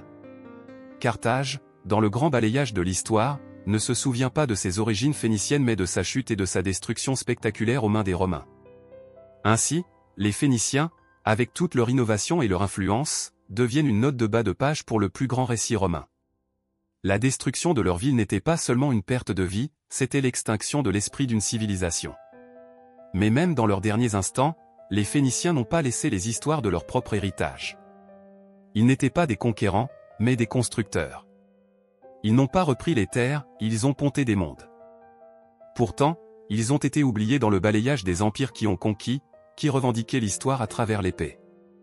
Les gens qui ont eu le courage de se propager à travers la Méditerranée dans leurs minuscules navires, ceux qui ont enseigné au monde le pouvoir du commerce et de la diplomatie, ceux qui ont façonné notre alphabet, où sont-ils maintenant dans les livres d'histoire? La réponse pourrait résider dans la nature même de leur réalisation. Les Phéniciens étaient des constructeurs de connexions, pas de monuments. Leur héritage n'a pas demandé une grande scène, il se propage tranquillement sous la surface, comme le courant d'une rivière qui façonne la terre sans jamais être remarqué. Leur génie était dans leur subtilité, leur capacité à se glisser dans les fissures d'autres civilisations et à façonner l'avenir sans jamais demander la reconnaissance. C'est grâce à leur métier, à leur savoir-faire et à leurs écrits que le monde changerait lentement mais irrévocablement. Lorsque les historiens regardent les civilisations anciennes, ils se concentrent souvent sur les rois, les guerriers, les architectes du pouvoir. Mais les Phéniciens n'étaient rien de tout cela. Ils ne se sont pas élevés de manière conventionnelle. Ils n'ont pas gouverné la terre à travers des armées ou des dieux. Au lieu de cela, ils ont conquis la mer, rassemblant des biens, des idées et des cultures d'une manière qui a façonné le monde antique d'une manière que nous ressentons encore aujourd'hui. Mais dans le grand balayage de l'histoire, ils sont devenus une note de bas de page. Les villes phéniciennes, autrefois pleines de marchés animés, de navires partant pour des terres lointaines, ont été réduits en ruines. Les histoires de leur peuple ont été perdues dans les marées du temps. Mais même ainsi, l'esprit des Phéniciens s'attarde, non pas dans les grands temples ou les monuments, mais dans l'alphabet que nous utilisons pour écrire, dans le langage du commerce qui lie toujours le monde ensemble, dans les traditions de la construction navale qui nous transportent encore à travers le monde mer. À certains égards, les Phéniciens ont peut-être été oubliés non pas à cause de leurs échecs mais à cause de leur succès, qui est durable et façonnant le monde d'une manière qu'aucun empire ou guerrier ne pouvait jamais. Ils n'avaient pas besoin des projecteurs, et c'est peut-être pourquoi ils restent si facilement négligés. Il y a quelque chose qui oblige le silence qui tombe sur les ruines anciennes. Le vent murmure entre les pierres brisées des villes oubliées depuis longtemps, comme s'il essayait de porter la voix de ceux qui vivaient, aimaient et y aimaient. Au milieu de la poussière de temps, certains sites ont quitté la terre, révélant des morceaux d'une histoire qui avait été enterrée depuis des siècles. Tyr, Sidon, Byblos, noms qui pulsent avec une histoire si riche, si pleine de vie, que c'est presque comme si le sol lui-même faisait mal à entendre. Ce sont les endroits où le passé refuse de rester silencieux. Imaginez debout sur le bord du pneu, où les vagues de la Méditerranée bleue s'écrasent doucement contre les rives antiques. Au-dessous de vos pieds, des siècles d'histoire sont superposés les uns sur les autres, comme les pages d'un livre qui ne fait que commencer à s'ouvrir. Le pneu était autrefois le cœur battant de la puissance maritime phénicienne, une ville d'innovation et de commerce, où les marchands de terres lointaines sont venus échanger des biens, des idées et des rêves. Pourtant maintenant, il ne reste que des restes. Une jetée cassée. Le squelettique décrit une ville autrefois grande qui monte comme un fantôme contre le ciel. Mais même dans sa ruine, Tyr raconte une histoire. Les artefacts découverts ici sont plus que de simples objets. Ce sont des échos d'une civilisation qui ne connaissait pas de frontières, elle atteigne les rives de l'Afrique du Nord au coin lointain de l'Espagne, des îles de la Grèce aux grandes terres de l'Est.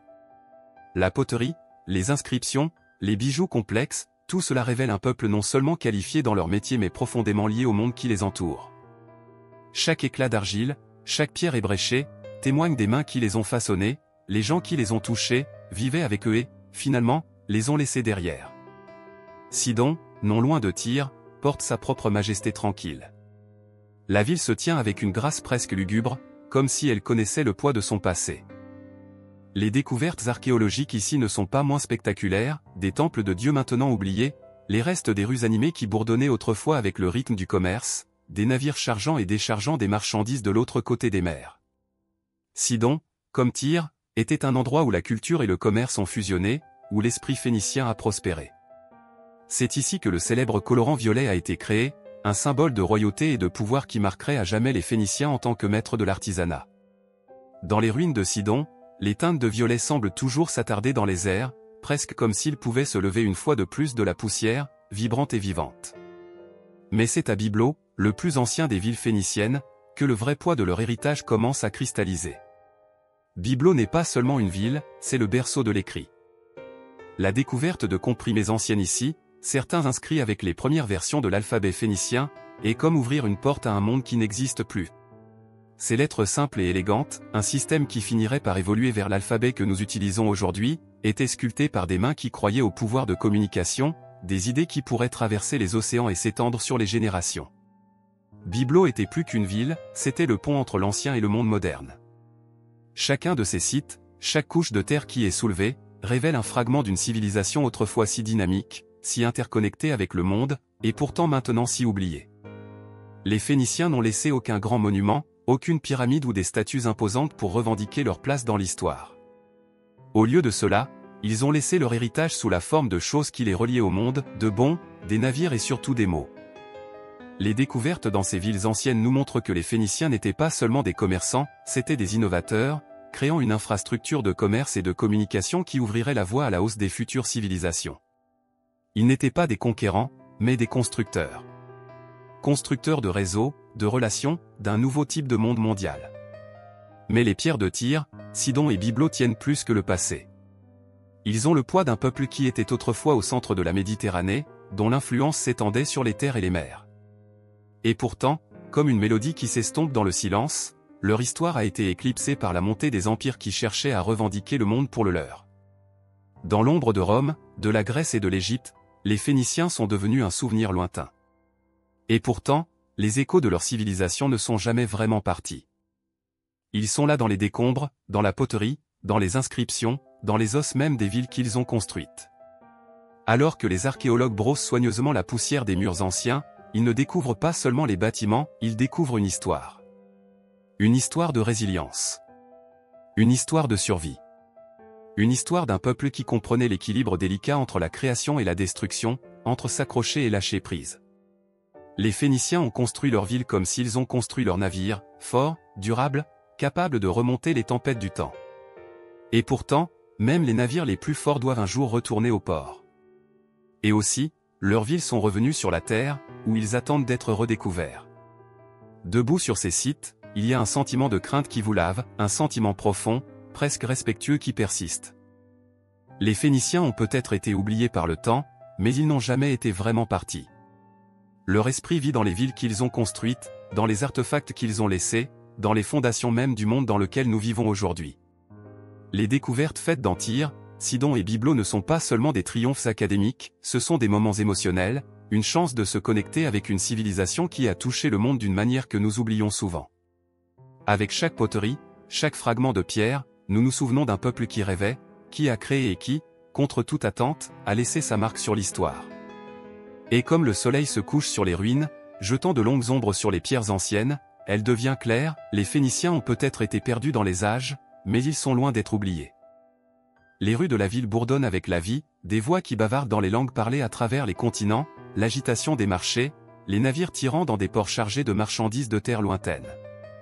Sous la ruée moderne du monde, il y a un pouls calme, un battement de cœur qui a rescuté à travers des siècles, s'élevant des fondations même de la civilisation. Ce pouls est l'héritage des Phéniciens, un peuple qui était autrefois maître de la mer, les routes commerciales et le mot écrit. Leur influence, bien que distante dans le temps, continue de faire écho d'une manière que nous ne réalisons peut-être même pas. Chaque jour, alors que vous traversez une rue bondée, vous pouvez croiser sans le savoir leur héritage. Les noms des villes, les mots que nous prononçons, les biens qui circulent à travers le monde, tout cela fait partie du monde que les Phéniciens ont construit. Alors que les deux parties s'approchaient du rivage, la tension pouvait être ressentie dans l'air même. Ils peuvent ne plus être un empire visible, mais leur héritage est écrit dans le tissu même de notre vie moderne. Dans le bavardage d'un marché, dans le mouvement des navires à l'horizon, dans les langues que nous parlons, c'est leur cadeau au monde. Pensez à la façon dont nous communiquons. L'alphabet que nous utilisons aujourd'hui, l'arrangement simple mais puissant des lettres qui forment chaque mot que nous disons, chaque texte que nous envoyons, chaque livre que nous lisons, est enraciné dans le script phénicien.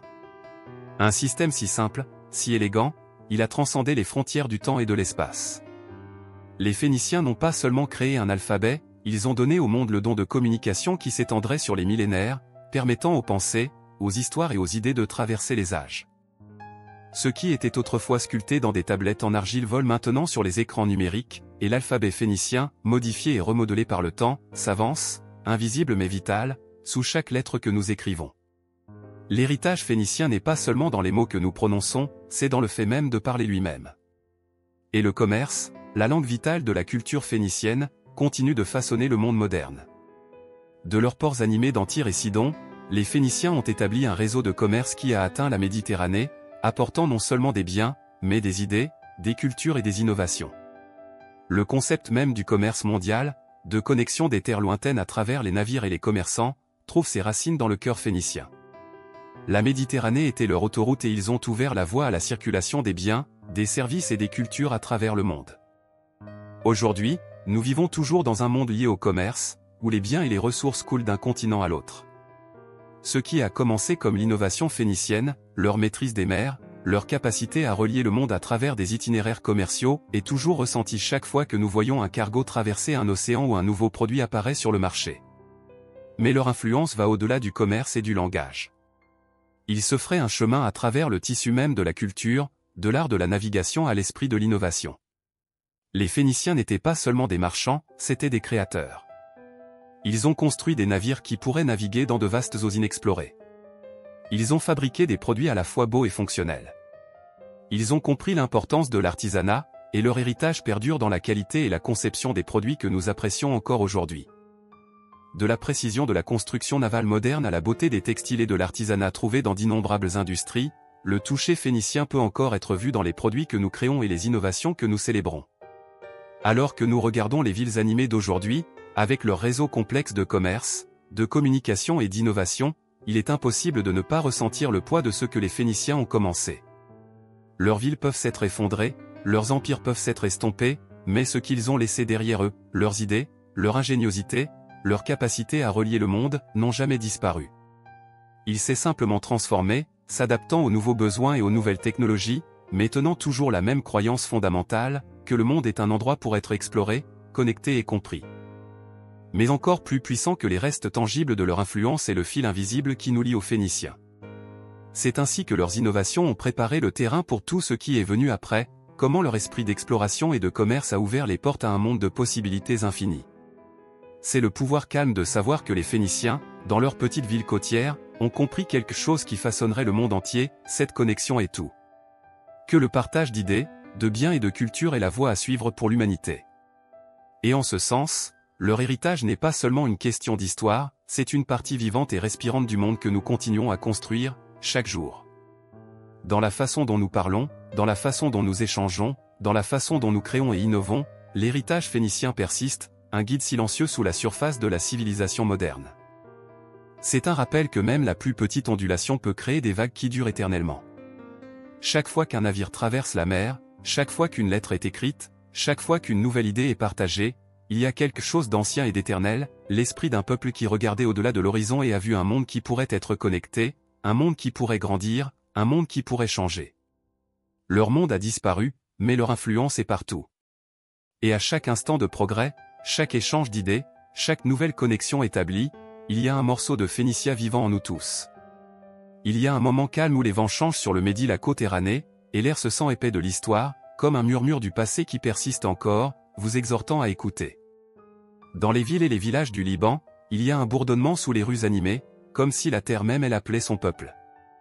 C'est un appel à retenir, à récupérer, à relancer quelque chose qui a longtemps été enterré sous le poids du temps. L'identité phénicienne, si dynamique et pleine de vie, attend maintenant patiemment sa renaissance, pour résonner à nouveau à travers le pays où se trouvaient autrefois ses habitants. Au cœur du Liban, où les anciennes villes de Tyr, Sidon et Byblo ont une fois prospéré, il y a ceux qui ressentent l'attraction de leurs racines phéniciennes. C'est un sentiment qui remue profondément dans leurs âmes, un désir de quelque chose qu'ils peuvent à peine nommer mais qui savent instinctivement qui ils sont. Ce n'est pas seulement l'histoire qu'ils cherchent à raviver, c'est un lien avec un passé qui a autrefois coulé des continents, un héritage de commerce, d'exploration et d'échanges culturels qui a façonné le monde. Les Phéniciens étaient plus que de simples marins, c'étaient des créateurs, des commerçants et des conteurs. Ils ont taillé leur marque sur le tissu même de la Méditerranée, et maintenant, à l'ère moderne, les descendants de ceux qui ont construit des villes et navigué sur la vaste mer cherchent à honorer cet héritage. Dans les rues animées de Beyrouth, la capitale moderne du Liban, il y a des efforts pour relancer cette ancienne identité. Les musées ouvrent leurs portes au public, affichant fièrement des artefacts des villes phéniciennes, des bijoux complexes à la poterie délicate, chaque pièce témoignant de l'artisanat et de l'innovation d'une civilisation oubliée depuis longtemps. Les touristes errent à travers des ruines anciennes, debout où se trouvaient les grandes parois de pneus, où la puissante ville de Sidon s'élevait au-dessus des vagues. C'est dans ces endroits que l'esprit de Phénicia remue, attendant que le monde se souvienne. Mais pour ceux qui portent le sang phénicien, l'appel à raviver leur héritage est beaucoup plus profonde. Il ne s'agit pas seulement de visiter des ruines ou d'admirer des reliques anciennes, il s'agit de récupérer un sentiment d'identité, un sentiment de fierté qui a été perdu contre des siècles de conquêtes étrangères et de changements culturels. Il y a un mouvement au Liban et au-delà, un désir calme mais puissant de renouer avec ce passé, pour ressusciter l'esprit du peuple phénicien. Les chercheurs, les artistes et les militants ont pris sur eux de ramener Phénicia dans la conversation, contestant les récits qui ont longtemps ignoré leur influence. Grâce à l'éducation, à l'art et à la préservation de l'histoire, ils s'efforcent de réveiller l'âme phénicienne. Dans les salles de classe des universités libanaises, les jeunes esprits sont enseignés sur l'alphabet phénicien, la langue écrite qui a donné naissance à des scripts modernes. Dans chaque lettre, dans chaque inscription, il y a un lien vers le passé qui ne peut pas être effacé. Ce n'est pas seulement une partie de leur histoire, cela fait partie de qui ils sont. L'alphabet phénicien n'était pas seulement un moyen de communiquer, c'était un pont entre les peuples, un symbole de l'unité qui peut provenir du partage des connaissances et de l'échange d'idées. Aujourd'hui, l'héritage de cet alphabet peut être vu dans les mots que nous parlons, dans les langues mêmes qui nous lient ensemble, et tout reprend à ces premiers scribes phéniciens qui ont façonné l'avenir avec un simple ensemble de symboles. Mais au-delà des livres et des artefacts, il y a quelque chose de plus, quelque chose qui suscite le cœur du peuple libanais. L'identité phénicienne n'est pas une chose statique, c'est une force vivante et respiratoire qui continue de façonner leur culture, même si elle ne le réalise pas toujours. La résilience, l'ingéniosité, l'esprit de l'aventure, toutes ces qualités ont été transmises à travers des générations, tranquillement tissées dans le tissu de la vie libanaise. L'identité phénicienne n'est pas quelque chose qui peut être oublié car il traverse leurs veines. C'est le feu dans leurs yeux, la détermination de relever les défis, de reconstruire et de créer à nouveau, tout comme leurs ancêtres l'ont fait il y a des siècles. Chaque jour, les nouvelles générations se reconnectent avec leurs racines phéniciennes, que ce soit par l'étude de l'histoire ancienne, l'exploration des sites archéologiques ou le renouveau des traditions culturelles. L'esprit du peuple phénicien vit, non seulement dans les artefacts qu'ils ont laissés, mais dans la façon dont le peuple libanais continue de façonner leur avenir. C'est dans les chansons qu'ils chantent, les histoires qu'ils racontent et la fierté qu'ils ressentent dans leur terre. C'est dans l'agitation des marchés, la danse du commerce et la motivation toujours présente de créer quelque chose de beau, quelque chose de durable. Le monde ne se souvient pas toujours des Phéniciens, mais pour ceux qui portent leur héritage, ils sont plus qu'une note de bas de page de l'histoire, ils sont une force vivante et respiratoire qui continue de façonner le présent. Chaque fois qu'un navire navigue depuis la côte libanaise, c'est un hommage aux marins phéniciens qui ont autrefois bravé les vastes océans. Chaque fois qu'une œuvre d'art est fabriquée, à chaque fois une nouvelle entreprise ouvre ses portes, il y a un sentiment de connexion avec les Phéniciens qui ont autrefois construit des empires et échangé sur les continents. Leur héritage n'est pas seulement dans le passé, il est bien vivant dans le monde moderne. Au fur et à mesure que les efforts pour raviver l'identité phénicienne grandissent, il y a un sentiment d'espoir que cette ancienne civilisation, autrefois éclipsée par la montée et la chute des empires, recevra la reconnaissance qu'elle mérite. Le peuple phénicien a peut-être disparu des annales de l'histoire, mais leur esprit, leur ingéniosité et leur contribution au monde continuent d'inspirer. Les vents de la Méditerranée ont peut-être changé, mais le pouls de Phénicia bat encore. Et dans le cœur de ceux qui se souviennent, ce pouls ne s'estompera jamais. La mer s'étend loin à l'horizon, une étendue de bleu sans fin qui porte les chuchotements des siècles passés.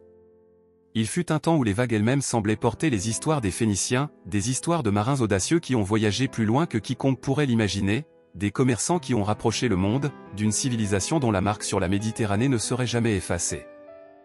Et pourtant, pendant si longtemps, leur histoire a été enterrée sous la montée et la chute des empires, leur influence négligée, leur héritage s'estompant dans l'ombre.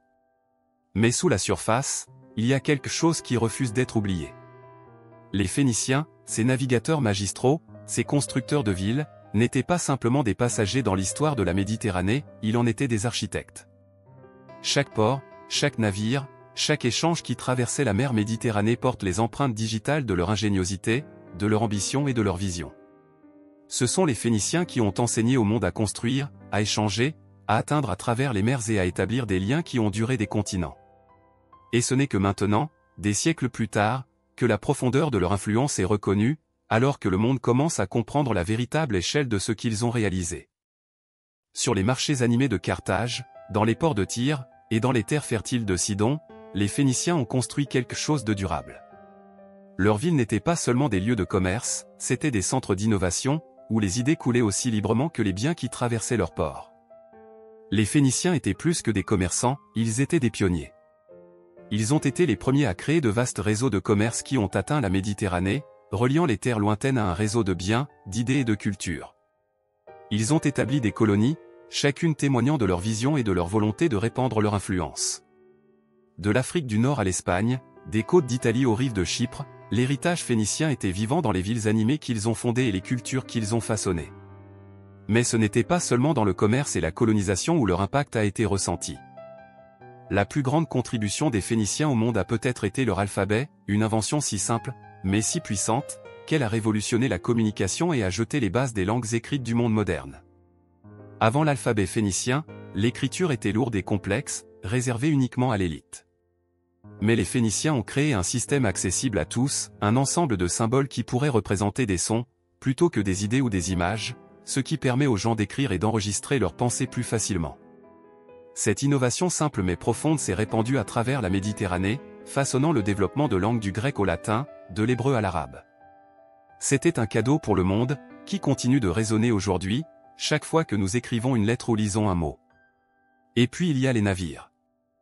Les Phéniciens étaient inégalés en mer, leurs navires transportant des marchandises, des personnes et des idées à travers la Méditerranée comme une rivière de vie. Ils ne se contentent pas de naviguer, ils ont parlé de nouvelles eaux, exploré des terres lointaines et connecté des civilisations. Ce sont les marins phéniciens qui ont d'abord navigué en plein air, utilisant les étoiles pour les guider et créer des itinéraires commerciaux qui changeraient le cours de l'histoire. Leurs navires étaient l'élément vital du monde méditerranéen, transportant non seulement des produits comme le colorant violet, le verre et le bois, mais aussi les graines de la culture, de la science et de la technologie. Ils ont rapproché le monde, créant une Méditerranée qui était interconnectée et interdépendante d'une manière qu'elle n'avait jamais été auparavant. Mais l'influence phénicienne ne s'est pas arrêtée avec le commerce et la technologie. Ils ont apporté avec eux leurs croyances, leur art, leur culture, qui s'infiltraient dans les civilisations qu'ils ont touchées.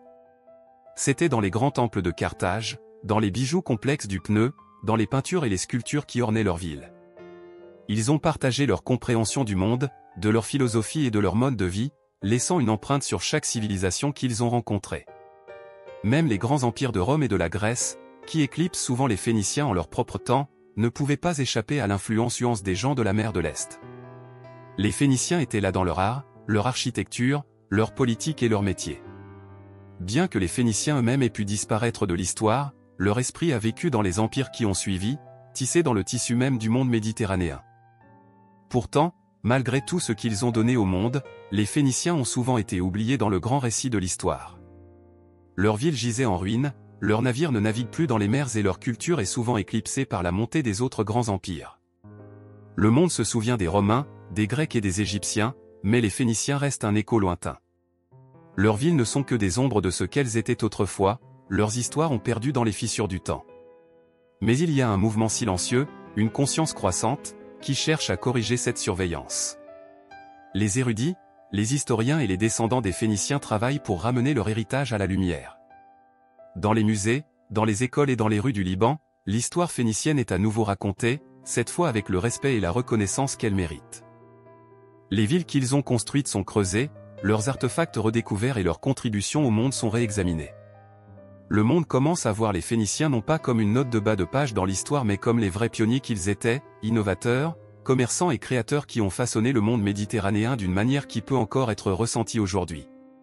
L'héritage phénicien ne concerne pas seulement ce qui a été laissé dans les ruines des villes anciennes. Il s'agit des liens qu'ils ont forgés, des cultures qu'ils ont touchées et des idées qu'ils ont partagées. Il s'agit de l'impact durable qu'ils ont eu sur le monde, un impact qui va bien au-delà de leur temps et continue de façonner nos vies. De l'alphabet, nous utilisons pour communiquer avec les marchandises que nous échangeons et les navires qui naviguent encore sur les mers, les Phéniciens sont avec nous, même d'une manière que nous ne réalisons pas toujours. La mer les a peut-être emportés, mais leur influence demeure, comme un murmure sur le vent, un rappel que les Phéniciens n'ont jamais été vraiment oubliés. Dans la lueur sombre des torches et vacillantes, les sons des marteaux et des ciseaux résonnent à travers l'atelier d'une ancienne ville phénicienne.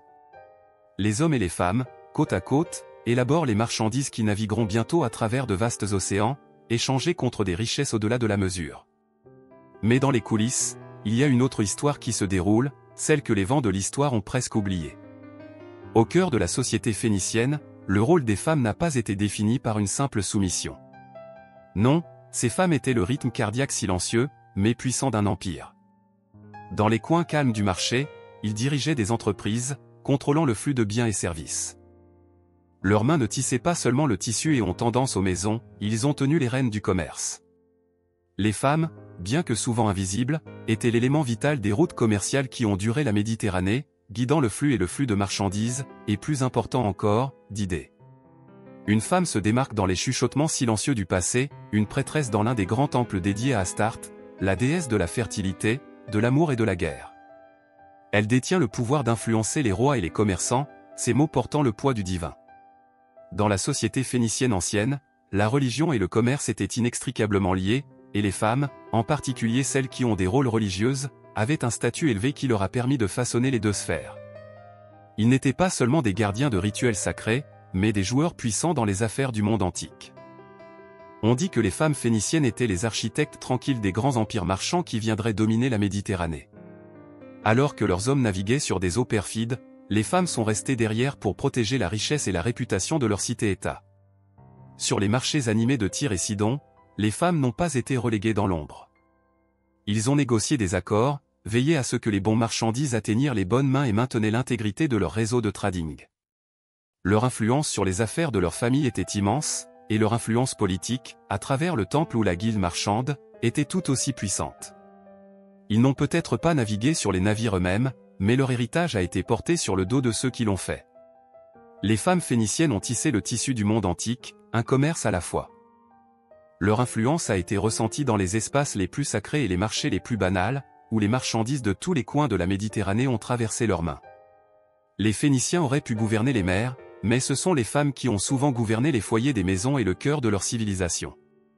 Pourtant, l'histoire des femmes phéniciennes est presque perdue, avalée par le temps et éclipsée par les hommes qui ont navigué et combattu. Leur rôle dans la formation de l'Empire était subtil, mais non moins significatif. Leurs contributions au succès du commerce, de la religion et de la société phénicienne sont souvent négligées, mais ils étaient les guerriers silencieux, ne se battant pas avec des épées, mais avec l'intelligence, l'esprit et la diplomatie. Dans le même temps, les marchands phéniciens, ces âmes courageuses qui ont osé s'aventurer au-delà des rives familières, ont porté le flambeau du commerce phénicien à travers le monde antique. Le leur était une vie de mouvement constant, de se dépasser de port à port, de traverser les eaux dangereuses, de traverser des chemins avec des cultures éloignées et de tisser un réseau de connexions qui changerait à jamais la Méditerranée. Alors que le soleil se lève à l'horizon, un navire marchand phénicien coupe dans les eaux, ses voiles se balançant dans le vent. À bord, les hommes et les femmes se préparent à un autre voyage, sachant que chaque voyage les amènera dans un nouveau monde, une nouvelle culture et de nouvelles opportunités de commerce. Les marchands phéniciens étaient plus que des commerçants, c'étaient des diplomates, des espions et des ambassadeurs culturels. Chaque port qu'ils ont visité, chaque ville dans laquelle ils ont ancré, devint une partie de leur réseau. La Méditerranée n'était pas un océan vaste et intimidant pour eux, c'était une série d'autoroutes interconnectées, chaque destination un arrêt vital le long d'un voyage qui s'étendait sur le monde connu. Les marchands phéniciens ne portaient pas seulement des marchandises, ils portaient des idées, des technologies et des cultures. Ils ont répandu l'alphabet, ont apporté avec eux les secrets de la métallurgie et de la construction navale, et ont échangé des connaissances avec les civilisations qu'ils ont rencontrées. Il ne s'agissait pas seulement de l'or et de l'argent, il s'agissait de l'échange de connaissances, des pratiques qui influenceraient les civilisations pour les siècles à venir. Les routes marchandes qu'ils ont établies n'étaient pas seulement commerciales, elles étaient des lignes de vie culturelles. Les Phéniciens n'ont pas conquis, ils se sont connectés. Leurs navires, chargés de marchandises comme une précieuse teinture violette, du verre et du bois de cèdre, ont navigué dans les mêmes eaux que les grands empires de l'époque, l'Égypte, la Grèce et Rome. Mais bien que ces empires aient pu se vanter de leurs légions et de leurs conquêtes, ce sont les Phéniciens qui se sont déplacés tranquillement dans les coulisses, établissant des liens qui permettaient à leur influence de se répercuter vers l'extérieur, bien au-delà des limites de leur ville. Dans les rues animées de Carthage, les commerçants ont colporté leurs marchandises avec une intensité née de nécessité. Ils parlaient plusieurs langues, couramment les dialectes des terres éloignées. Chaque interaction était une opportunité, une occasion de troquer, de faire du commerce et de former des alliances. Chaque marchand savait que le succès de sa ville, de son empire, dépendait de ses transactions. Le marchand phénicien ne vendait pas seulement des produits, ils ont vendu l'avenir de leur peuple, la prospérité de leur cité-État, le cœur même de leur civilisation. Les marchands de Phénicie ne travaillaient pas seulement pour leur propre avantage, ils travaillaient pour la survie et la croissance d'une culture qui avait appris à prospérer sur la mer. Ils ont compris que la richesse de leur peuple ne se trouvait pas dans le pays qu'ils contrôlaient, mais dans le réseau de connexions qu'ils ont forgé par le commerce. chaque navire qui a quitté ces ports était un investissement dans le futur, un investissement dans la propagation de leur influence, un investissement dans un monde qui porterait à jamais la marque de l'ingéniosité phénicienne. De Pneu à Carthage, de la Sicile à l'Espagne, les marchands phéniciens ont planté les graines du commerce qui deviendraient les grands empires de la Méditerranée. Ils n'ont pas cherché la conquête au sens traditionnel. Ils n'en avaient pas besoin. Leur influence ne se propage pas par la guerre, mais par le commerce, la culture et la connexion.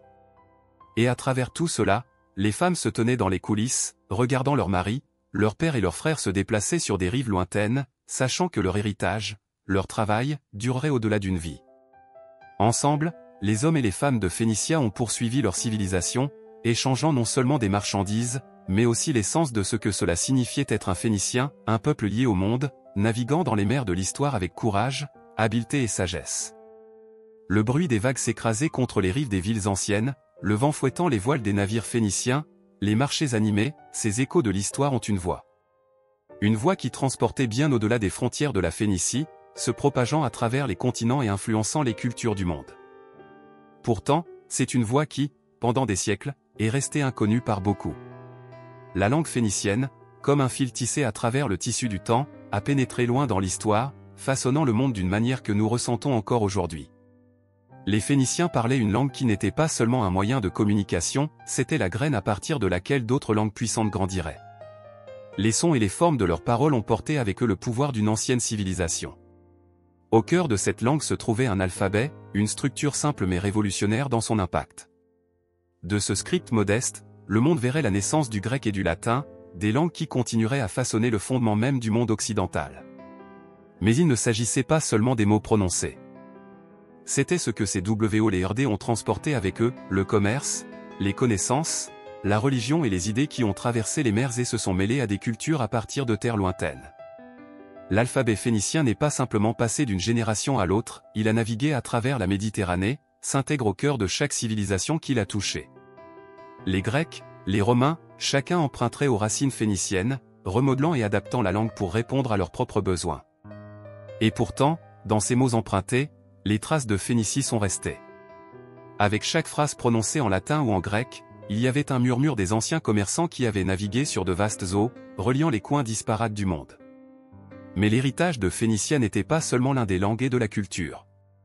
Il y avait une autre histoire, racontée dans la clagne des armes et le rugissement de la guerre. Les prouesses militaires phéniciennes étaient aussi formidables que leur flotte marchand et tout aussi essentielles à leur survie.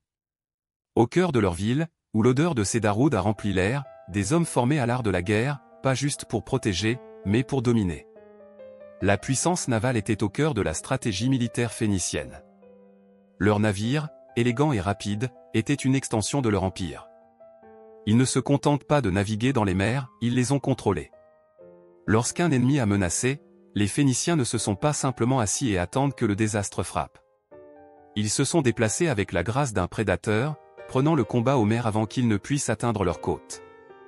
Leurs navires de guerre n'étaient pas seulement des instruments de défense, mais de l'attaque, armés de rangées de rameurs, chaque coup témoin de leur discipline. Le puissant trirème, son bélier en bronze brillant au soleil, était leur arme de choix, une force de nature sur l'eau, capable de couler des navires ennemis avec une précision impitoyable. Ce ne sont pas seulement les navires qui ont rendu les Phéniciens redoutables, c'étaient leurs guerriers. Hommes de la mer, endurcis et qualifiés au combat au corps à corps, ils ont combattu avec une détermination qui venait du cœur même de leur civilisation. Les armées phéniciennes étaient souvent constituées de mercenaires, des hommes qui avaient combattu dans des batailles à travers la Méditerranée, perfectionnant leur métier dans la chaleur du conflit. Ils étaient farouchement fidèles, non pas aux rois ou aux empires, mais aux cités-États qui les ont payés. Ils étaient des soldats alloués, mais ils se sont battus comme si leur vie en dépendait, parce que, à bien des égards, ils l'ont fait. Les mercenaires étaient l'élément vital de l'armée phénicienne. Ces hommes, souvent des coins éloignés de la Méditerranée, ont trouvé un terrain d'entente dans leur amour partagé de l'or, de la gloire et du frisson de la bataille. Ils se sont battus non seulement pour Phénicia, mais pour l'idée même, une civilisation qui s'était élevée des rives du Levant pour dominer les mers, pour sculpter une place dans l'histoire. Ils étaient plus que de simples soldats, c'étaient les gardiens d'un mode de vie qui avait duré des siècles, un mode de vie qui se poursuivrait, longtemps après la disparition de la dernière bataille. Alors que les Phéniciens naviguaient dans l'inconnu, ils ne se contentent pas de conquérir, ils ont laissé une empreinte sur le paysage même de la guerre. leur stratégie, leurs tactiques, leurs innovations dans la guerre navale, cela fait écho aux âges, influençant le cours de l'histoire.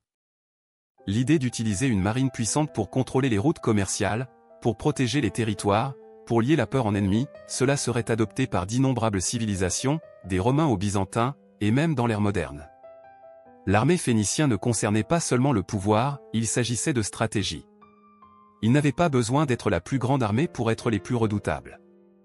Ils étaient des maîtres du champ de bataille, toujours calculants, toujours prêts à frapper au moment parfait. Ils n'ont pas seulement combattu les batailles, ils ont combattu des guerres qui ont duré des générations, façonnant l'avenir de la Méditerranée et au-delà. Leurs tactiques sont nées de la nécessité. Une civilisation fondée sur le commerce, sur la connexion, devait protéger ses itinéraires et ses richesses. L'armée phénicienne ne visait pas simplement à défendre le territoire, il s'agissait de défendre leur mode de vie même. Et ils l'ont fait avec une précision qui a rarement été appariée. Chaque manœuvre, chaque grève, chaque navire qui a quitté le port faisait partie d'un plan plus large, un plan qui avait été perfectionné au fil des siècles, façonné par l'essence même de la civilisation phénicienne.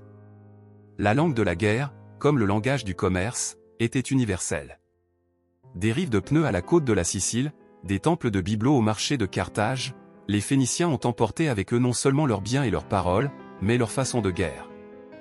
Chaque victoire, chaque bataille menée, a été l'occasion de répandre leur influence, de laisser derrière lui un héritage qui s'étendrait à travers les âges. Les Phéniciens n'étaient pas des conquérants au sens traditionnel.